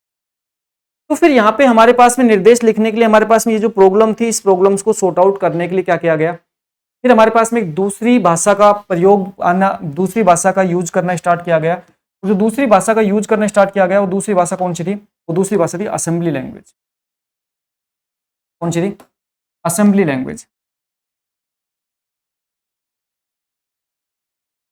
असेंबली। अब यहाँ पे पॉइंट आता है, असेंबली लैंग्वेज में जब निर्देश देना स्टार्ट हुआ तो मान के चलो कि आपको पहले मान के चलो आपको कंप्यूटर सिस्टम में मान के चलो आपको कोई भी एक काम करवाना है, जैसे मान चलो आपको क्या करना है, आपको 2+3 करना है, 2+3 करना है। तो अगर आपको 2+3 करने के लिए अगर आपको निर्देश लिखने हैं और निर्देश अगर आपको मशीन लैंग्वेज लिखने हैं तो फिर आपको 0-1 की फॉर्मेट में आपका क्या करने पड़ते थे, निर्देश लिखने पड़ते थे। तो इस प्रॉब्लम को सॉर्ट आउट करने के लिए दूसरी लैंग्वेज के अंदर निर्देश लिखने स्टार्ट किए, जिसको हम कह रहे हैं असेंबली लैंग्वेज। असेंबली लैंग्वेज में निर्देश जो लिखने स्टार्ट किए वो निर्देश कैसे लिखने स्टार्ट किए, और निर्देश लिखने स्टार्ट किए इस टाइप। कैसे स्टार्ट किए, इस टाइप से स्टार्ट किए, जैसे ऐड हुआ, जैसे ऐड 2 3। ठीक, इस टाइप से जैसे अगर बात करते हो इसको आप समझ पा रहे हो भाई, 2 3 की बजाय यहाँ पे क्या लिखते हैं, जैसे रजिस्टर नाम लिख दिया मैंने R1, और इस रजिस्टर ये जो R1 R2 जो रजिस्टर है ये रजिस्टर का नाम है। इसके अलावा जैसे इसके अंदर हम डायरेक्टली डेटा लिख सकते हैं, ठीक है। तो वो सारी कहानी जिसके अंदर हम डेटा लिख सकते हैं, ये काम कर सकते हैं, वो काम कर सकते हैं, सारी कहानी आपको पता होना चाहिए। जैसे अगर बात करें ये लिख दिया, या फिर हम बात करें यहाँ पे हम लिख दिया ऐड 2 और क्या। अब ये जो निर्देश लिख रहे हो, ये निर्देश बेसिकली क्या है, ये निर्देश थोड़े से अंडरस्टैंडेबल हो गए। क्या हो गए, ये थोड़े से अंडरस्टैंडेबल हो गए किसके, और जब थोड़े से इंसान के अंडरस्टैंडेबल हो गए तो अब यहाँ पे क्या हुआ, अब यहाँ पे आप कंप्यूटर को निर्देश आप इजी वे में दे सकते थे। बहुत ज्यादा इजी वे में नहीं दे सकते थे, लेकिन थोड़े से इजी वे में दे सकते थे। Machine language computer machine language में ऐसे 0-1 की फॉर्मेट निर्देश लिखने पड़ते थे, लेकिन यहाँ पे क्या हुआ, यहाँ पे थोड़ा सा इंसान के लिए थोड़ा सा सहूलियत बना दी गई कि आपको निर्देश अब किस रूप में लिखने गए, निर्देश आपको इस टाइप से आपको यहाँ पे लिखना स्टार्ट कर दिया गया। और यहाँ पे निर्देश लिखने के लिए जितने भी टाइप के आपके जो ऑपरेशन था ना, ऐड एक ऑपरेशन है, मतलब इसको ऑपकोड बोलते हैं, जितने भी आपके ऑपकोड थे फिक्स थे। इन फिक्स ऑपकोड को आप काम में लेके आप क्या लिख रहे थे, निर्देश लिख रहे थे। लेकिन अगर मान के चलो आपने इस पर्टिकुलर लैंग्वेज को काम में लेके आपने निर्देश लिखा है, तो ये आप जानते हो, ये सिर्फ आप जानते हो। कंप्यूटर तो सिर्फ 0-1 को जानेगा। किसको जानेगा, 0-1 को जानेगा। कंप्यूटर को 0-1 के अलावा कुछ नहीं पता, वो तो सिर्फ बाइनरी जानेगा। तो फिर आपको अगर मान के चलो ये जो निर्देश है, ये निर्देश अगर आपको मान के चलो इस कंप्यूटर सिस्टम से अगर आपको इंप्लीमेंट करवाने हैं, इस कंप्यूटर सिस्टम से अगर आपको काम में लेने हैं, तो सबसे पहले तो इन निर्देश को 0-1 की फॉर्मेट में, इन निर्देश को क्या करना पड़ेगा, इन निर्देश को आपको इस पर्टिकुलर फॉर्मेट में कन्वर्ट करना पड़ेगा। इसको क्या करना पड़ेगा, कन्वर्ट करना पड़ेगा। तो ना कन्वर्ट करने का मतलब है कि यहाँ पे क्या करना पड़ेगा, यहाँ पे आपको ट्रांसलेट करने पड़ेंगे। ये जो जितने भी निर्देश आप लिख रहे हो ना, ये सारे के सारे निर्देश आप क्या करने पड़ेंगे, यहाँ पे क्या करने पड़ेंगे, ट्रांसलेट करने पड़ेंगे, ट्रांसलेट कर। और यहाँ पे जो निर्देश आप ट्रांसलेट करने की बात करते हो ना, इसके लिए एक ट्रांसलेटर होता है जिसको हम क्या बोलते हैं, जिसको हम बोलते हैं असेंबलर। इसका मतलब होता है असेंबलर क्या होता है, असेंबलर एक ट्रांसलेटर होता है जो क्या करेगा, जो आपकी असेंबली लैंग्वेज को किस में कन्वर्ट करेगा, मशीन लैंग्वेज में कन्वर्ट करेगा। तो देखना यहाँ पे हमारे पास क्या आ गया, असेंबलर आ गया। असेंबलर क्या आया, एक ट्रांसलेटर आया, जो क्या कर रहे हैं, जो आपके असेंबली लैंग्वेज को कन्वर्ट किस में कर रहे हैं, मशीन लैंग्वेज में कर रहे हैं। लेकिन फिर धीरे धीरे फील होना स्टार्ट हुआ कि यार जो असेंबली लैंग्वेज है ना, ये भी एक इतनी अच्छी लैंग्वेज नहीं है। इसके अंदर भी निर्देश लिखने के लिए भी इसके अंदर भी लिमिटेशन है, क्योंकि इसके अंदर जो आपके ऑपरेशन है वो फिक्स ऑपरेशन, और इसके ऑपरेशन भी इंसान को बार बार रटने पड़ रहे हैं। और यहाँ पे हर एक इंसान इसके अंदर भी कोडिंग नहीं कर पा रहा, हर एक इंसान कंप्यूटर को इंस्ट्रक्शन नहीं दे पा रहा, हर एक इंसान कंप्यूटर के लिए प्रोग्राम नहीं लिख पा रहा। तो फिर बाद में धीरे धीरे फील हुआ कि यार क्यों ना हम ऐसा काम कर दें कि कंप्यूटर को निर्देश देने के लिए जो आपके जो नॉर्मल जो जर्नल लैंग्वेज है, जो हिंदी इंग्लिश लैंग्वेज है, उस इंग्लिश लैंग्वेज में हम कंप्यूटर को निर्देश देना स्टार्ट कर दें। और जब इंग्लिश लैंग्वेज में कंप्यूटर को निर्देश देना स्टार्ट करना चाहते हो तो इसके लिए फिर जो नेक्स्ट जो लैंग्वेज का डेवलपमेंट हुआ उसको हम यहाँ पे बोलते हैं कि हमारे पास में नेक्स्ट क्या आई, नेक्स्ट है हमारे पास में हाई लेवल लैंग्वेज। कौन सी आई? High level. आपके पास में कौन सी आई? हाई लेवल लैंग्वेज आई। अब यहाँ पे हम बात करते हैं हाई लेवल लैंग्वेज की बात करते हैं, है ना। अब यहाँ पे हाई लेवल लैंग्वेज बात करें, उससे पहले जो लैंग्वेज था ना, मशीन लैंग्वेज कैसी थी? मशीन लैंग्वेज आपकी कैसी थी? यहाँ पे आपके पास मशीन लैंग्वेज थी लो लेवल लैंग्वेज। अगर आप मशीन लैंग्वेज की बात करें तो मशीन लैंग्वेज आपके लिए कौन सी थी? Low level language. ये कैसी थी? ये आपकी थी मिडल लेवल लैंग्वेज। जैसे इसको भी लो लेवल कैटेगरी में रखते थे, वैसे तो इसको मिडल लेवल या फिर इसको हम लो लेवल कैटेगरी में, लो लेवल लैंग्वेज कैटेगरी में इसको रखते थे। फिर उसके बाद में यहाँ पे हमारे पास में नेक्स्ट जो लैंग्वेज है वो कौन सी है? High level language. इसका मतलब होता है कि यहाँ पे अब कंप्यूटर सिस्टम को इंस्ट्रक्शन था ना, यहाँ पे इंस्ट्रक्शन, यहाँ पे इंस्ट्रक्शन किस रूप में देने स्टार्ट किए? Instruction journal English, instruction journal English,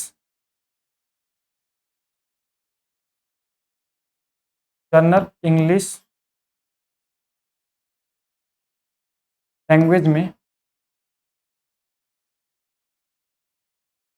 देने लगे।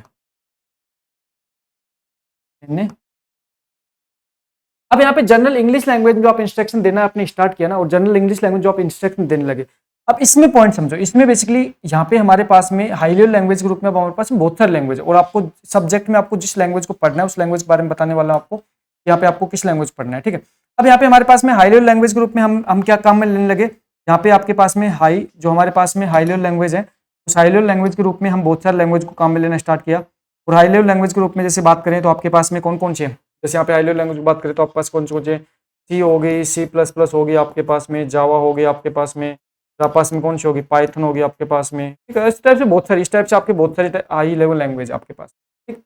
अब हाई लेवल लैंग्वेज के अंदर जो भी आप इंस्ट्रक्शन लिखते हो, उस जैसे मान चलो आपको यहाँ पे इंस्ट्रक्शन लिखना है, जैसे मान चलो आप सी के अंदर इंस्ट्रक्शन लिख रहे हो, ठीक है। सी के अंदर मान चलो आप कोई भी इंस्ट्रक्शन लिख रहे हो, तो आपने जैसे मान चलो इंस्ट्रक्शन कैसे लिखा? आपने जर्नल इंग्लिश लैंग्वेज में स्टार्ट कर दिया। Integer equal to 2, integer equal to 3, integer equal to A + B, और फिर आपने क्या लिखा यहाँ पे? printf % लिख दिया C। अब देखो, अब यहाँ पे आपने जो निर्देश दिए हैं, यहाँ पे जो आपने जो इंस्ट्रक्शन लिखा है, इसका मतलब है ये जो आपने प्रोग्राम लिखा है, इस प्रोग्राम के माध्यम से आपने क्या किया? 2 + 3, तो 2 नंबर का सम किया है और इसका रिजल्ट आपने फाइंड आउट किया। तो ध्यान रखना, ये भी हमारे पास में कंप्यूटर सिस्टम्स के अंदर 2 + 3 अगर हमें करना है तो भी हमें निर्देश देने पड़ते हैं। लेकिन अब ये जो निर्देश दिए ना, ये अपनी हाई लेवल लैंग्वेज दिए, और आपको कंप्यूटर सिस्टम्स के अंदर जो आपको यहाँ पे जो ऑपरेशन आपको परफॉर्म करने हैं, जो हार्डवेयर लेवल पे जो आपको काम करना है, यहाँ पे हमारे पास में जो कंप्यूटर सिस्टम में हार्डवेयर लेवल पे जो काम होने वाला है, वो काम किस रूप में होने वाला है?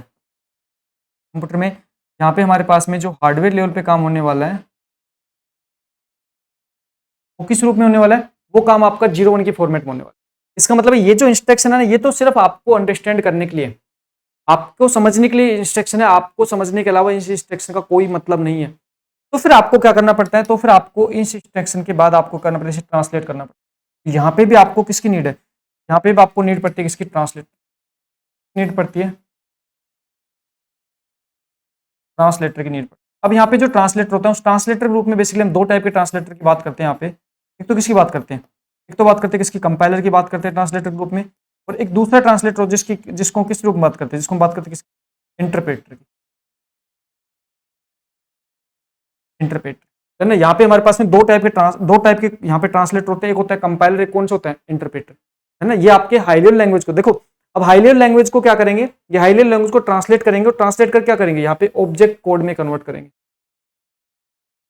ऑब्जेक्ट कोड में कन्वर्ट करेंगे। और ऑब्जेक्ट कोड क्या होता है? ऑब्जेक्ट कोड वह कोड होता है जो मशीन के ऊपर क्या कर सकता है? रन कर सकता है है ना, ऐसा कोड जो मशीन के ऊपर क्या कर सके, रन कर सके, ठीक है। जिससे अगर इसकी बात करें तो इसका मतलब यहाँ पे क्या है, मशीन पर रन किया जा सके, रन किया जा सके,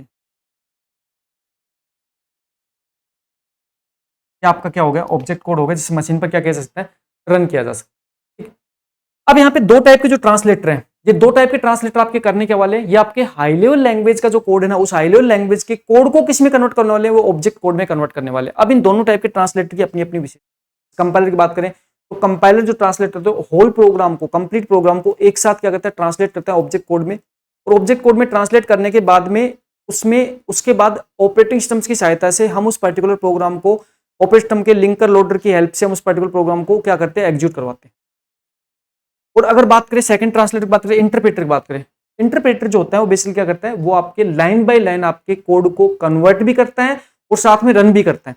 इंटरप्रेटर डायरेक्टली कन्वर्ट करते हुए सीधा रन करते चला जाता है, ठीक है। तो कंपाइलर पहले क्या करेगा, पहले आपके होल प्रोग्राम, कंप्लीट प्रोग्राम को एक साथ क्या करेगा, एक साथ आपके कन्वर्ट करेगा ऑब्जेक्ट कोड में, बाद में फिर ऑपरेटिंग सिस्टम्स की हेल्प से लिंकर लोडर की हेल्प से क्या करते हैं, प्रोग्राम को बाद में एग्जीक्यूट करते हैं, ठीक। तो अब देखो ये दोनों क्या है, ये दोनों आपके ट्रांसलेटर हैं। अब इन दोनों ट्रांसलेटर के बारे में थोड़ा सा मैं आपको बताता हूं, दोनों ट्रांसलेटर के बारे में, फिर इन दोनों ट्रांसलेटर डिफरेंस के बारे में बताऊंगा आपको। जैसे सबसे पहले ट्रांसलेटर की बात करते हैं कंपाइलर की बात। देखो कंपाइलर बेसिकली क्या करता है, कंपाइलर आपके कंप्यूटर में जो कंप्लीट जो होल प्रोग्राम होता है, तो आपका कंप्लीट जो प्रोग्राम होता है ना, जो कंप्लीट प्रोग्राम होता है, चलो आपके सारे जैसे फर्स्ट लाइन है, सेकंड लाइन है, फर्स्ट लाइन है, सेकंड लाइन है, थर्ड लाइन है, फोर्थ लाइन है, सिक्स लाइन है, सेवन, तो क्या करते हैं ये क्या करेगा, कंप्लीट प्रोग्राम को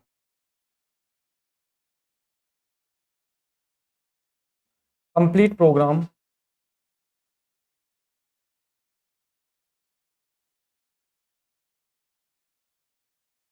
ट्रांसलेट वंस, एक बार में पूरे प्रोग्राम को ट्रांसलेट कर, और एक बार में पूरे प्रोग्राम को ट्रांसलेट करके क्या बनाएगा, ये ऑब्जेक्ट कोड बनाएगा, क्या बनाएगा, ऑब्जेक्ट कोड बनाएगा, ये ऑब्जेक्ट कोड बनाएगा। और ये जो ऑब्जेक्ट कोड है ना, इस ऑब्जेक्ट कोड को बाद में क्या करेंगे, इस ऑब्जेक्ट कोड को हम बाद में क्या करेंगे, बाद में हम ऑपरेटिंग सिस्टम की सहायता से, बाद में हम ऑपरेटिंग सिस्टम की सहायता से, बाद में हम ऑपरेटिंग सिस्टम की सहायता से, ऑपरेटिंग सिस्टम के अंदर हम बात करेंगे, ऑपरेटिंग सिस्टम से बात करें, हम बात करेंगे यहाँ पे लोडर लिंकर की सहायता से हम क्या करेंगे, इसको बाद में हम ऑपरेटिंग सिस्टम में लोडर लिंकर की सहायता क्या करेंगे, इसको रन करेंगे, क्या करेंगे, रन करेंगे। इसका मतलब होता है कि अगर यहाँ पे कंपाइलर के रूप में, अगर मतलब ट्रांसलेटर रूप में हम कंपाइलर काम में ले रहे हैं, तो कंपाइलर बेसिकली क्या करते हैं, आपके पूरे प्रोग्राम को एक साथ ट्रांसलेट कर देते हैं, और पूरे प्रोग्राम को एक साथ ट्रांसलेट करके ऑब्जेक्ट कोड में आपको कन्वर्ट कर देते हैं। उस ऑब्जेक्ट कोड को आपको क्या करते हैं, उस ऑब्जेक्ट कोड को बाद में ऑपरेटिंग सिस्टम की सहायता से, ऑपरेटिंग सिस्टम से जो लिंकर लोडर होते हैं उनकी सहायता से आप क्या करते हो, उस प्रोग्राम को रन करवाते हो, ठीक है। अब ऑपरेटिंग सिस्टम के अंदर लिंकर लोडर ये सारा आप पढ़ते हो, इसलिए आप क्या करते हो, ऑपरेटिंग सिस्टम को पूरा स्टडी करते हो, सारी चीजों के बारे में आपको पता होना चाहिए। फिर अगर दूसरे ट्रांसलेटर की बात करें, है ना, अगर यहाँ पे दूसरे ट्रांसलेटर की बात करें, कौन सा, सेकंड अगर ट्रांसलेटर आता है, ये फर्स्ट ट्रांसलेटर है, सेकंड जो ट्रांसलेटर है इसको हम क्या करें, जिसको हम करें इंटरप्रेटर। देखो ये भी एक ट्रांसलेटर है। अब ये ट्रांसलेटर क्या करेगा, इसकी वर्किंग समझो, देखो इसकी वर्किंग समझो, ये ट्रांसलेटर कैसे करेगा, ये ट्रांसलेटर बेसिक क्या करेगा, आपके लाइन बाय लाइन आपके क्या करता है, लाइन बाय लाइन कोड को क्या करता है, कन्वर्ट करता है और क्या करता है, रन करता है, यानी दोनों काम एक साथ करेगा। ये पॉइंट समझना अच्छे से, यहाँ पे हमारे पास में ये जो पर्टिकुलर ट्रांसलेटर है, ये ट्रांसलेटर क्या करता है, दोनों काम एक साथ करता है, दोनों काम एक साथ करता है, दोनों काम एक साथ कैसे करते हैं, देखो line by line, line by line convert and run. इसका मतलब होता है ये प्रोग्राम को डायरेक्टली रन कर देते हैं, ये प्रोग्राम को डायरेक्टली क्या कर देते हैं, ये प्रोग्राम को डायरेक्टली क्या कर देते हैं, रन कर देते हैं, डायरेक्टली प्रोग्राम को रनिंग करता है, सीधा लाइन बाय लाइन, एक एक लाइन को सीधा क्या करेगा, आपका रन करता रहेगा। और ना जो आपका पाइथन है ना, जो आपका पाइथन है वो आपके इंटरप्रेटर बेस्ड है। पाइथन किस टाइप की लैंग्वेज है, इंटरप्रेटेड लैंग्वेज है। पाइथन आपके इंटरप्रेटेड बेस्ड लैंग्वेज है, और पाइथन जो कोड होता है वो आपके लाइन बाय लाइन आपके कन्वर्ट होकर डायरेक्टली रन होते हैं। और पाइथन आपको बहुत डेप्थ तक पढ़नी है, ये पॉइंट आपको जानना, पाइथन आप क्या करनी है, बहुत डेप्थ तक पढ़नी है। अब ये यहाँ पे आपके पास दो टाइप के आपके क्या हो गए, ट्रांसलेटर हो गए। और दोनों टाइप के ट्रांसलेटर कर क्या रहे, तो हाई लेवल लैंग्वेज आपने जो कोड लिखा है उस पर्टिकुलर हाई लेवल लैंग्वेज के कोड क्या कर रहे हैं, ट्रांसलेट कर रहे हैं किसमें,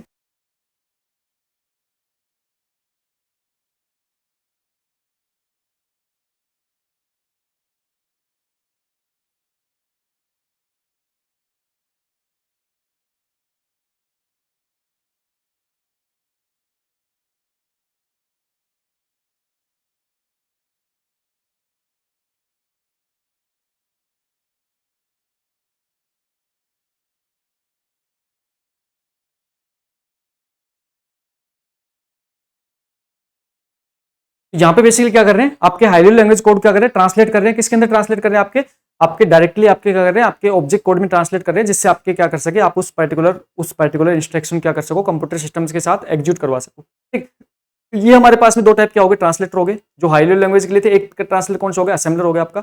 अब देखो, अब इनके थोड़े से डिफरेंस के बारे में बातें कर लेता हूं। जैसे अगर बात करें, अच्छा उसके बाद में जैसे बात करें, अगर यहाँ पे इनके डिफरेंस के बारे में बात करें, तो भाई कंपाइलर और इंटरप्रेटर की बात करें, तो डिफरेंस की बात करें, translate the whole program into machine code at once, आपके कंप्लीट प्रोग्राम को मशीन कोड में एक बार में क्या कर देते हैं, कन्वर्ट कर देते हैं। तो translate the whole program into machine code once at once, ठीक है, पूरा प्रोग्राम एक बार मशीन कोड में बदलता है। इंटरप्रेटर क्या करते हैं, translate program line by line, translate program line by line क्या करता है, ट्रांसलेट करता है, साथ में रन करता है। अच्छा, एग्जीक्यूशन स्पीड की बात करें, फास्ट एग्जीक्यूशन, क्यों, क्योंकि because program is already converted into machine code, program आपका पहले मशीन कोड में कन्वर्ट हो चुका होता है, इसलिए एग्जीक्यूशन क्या होता है, फास्ट होता है।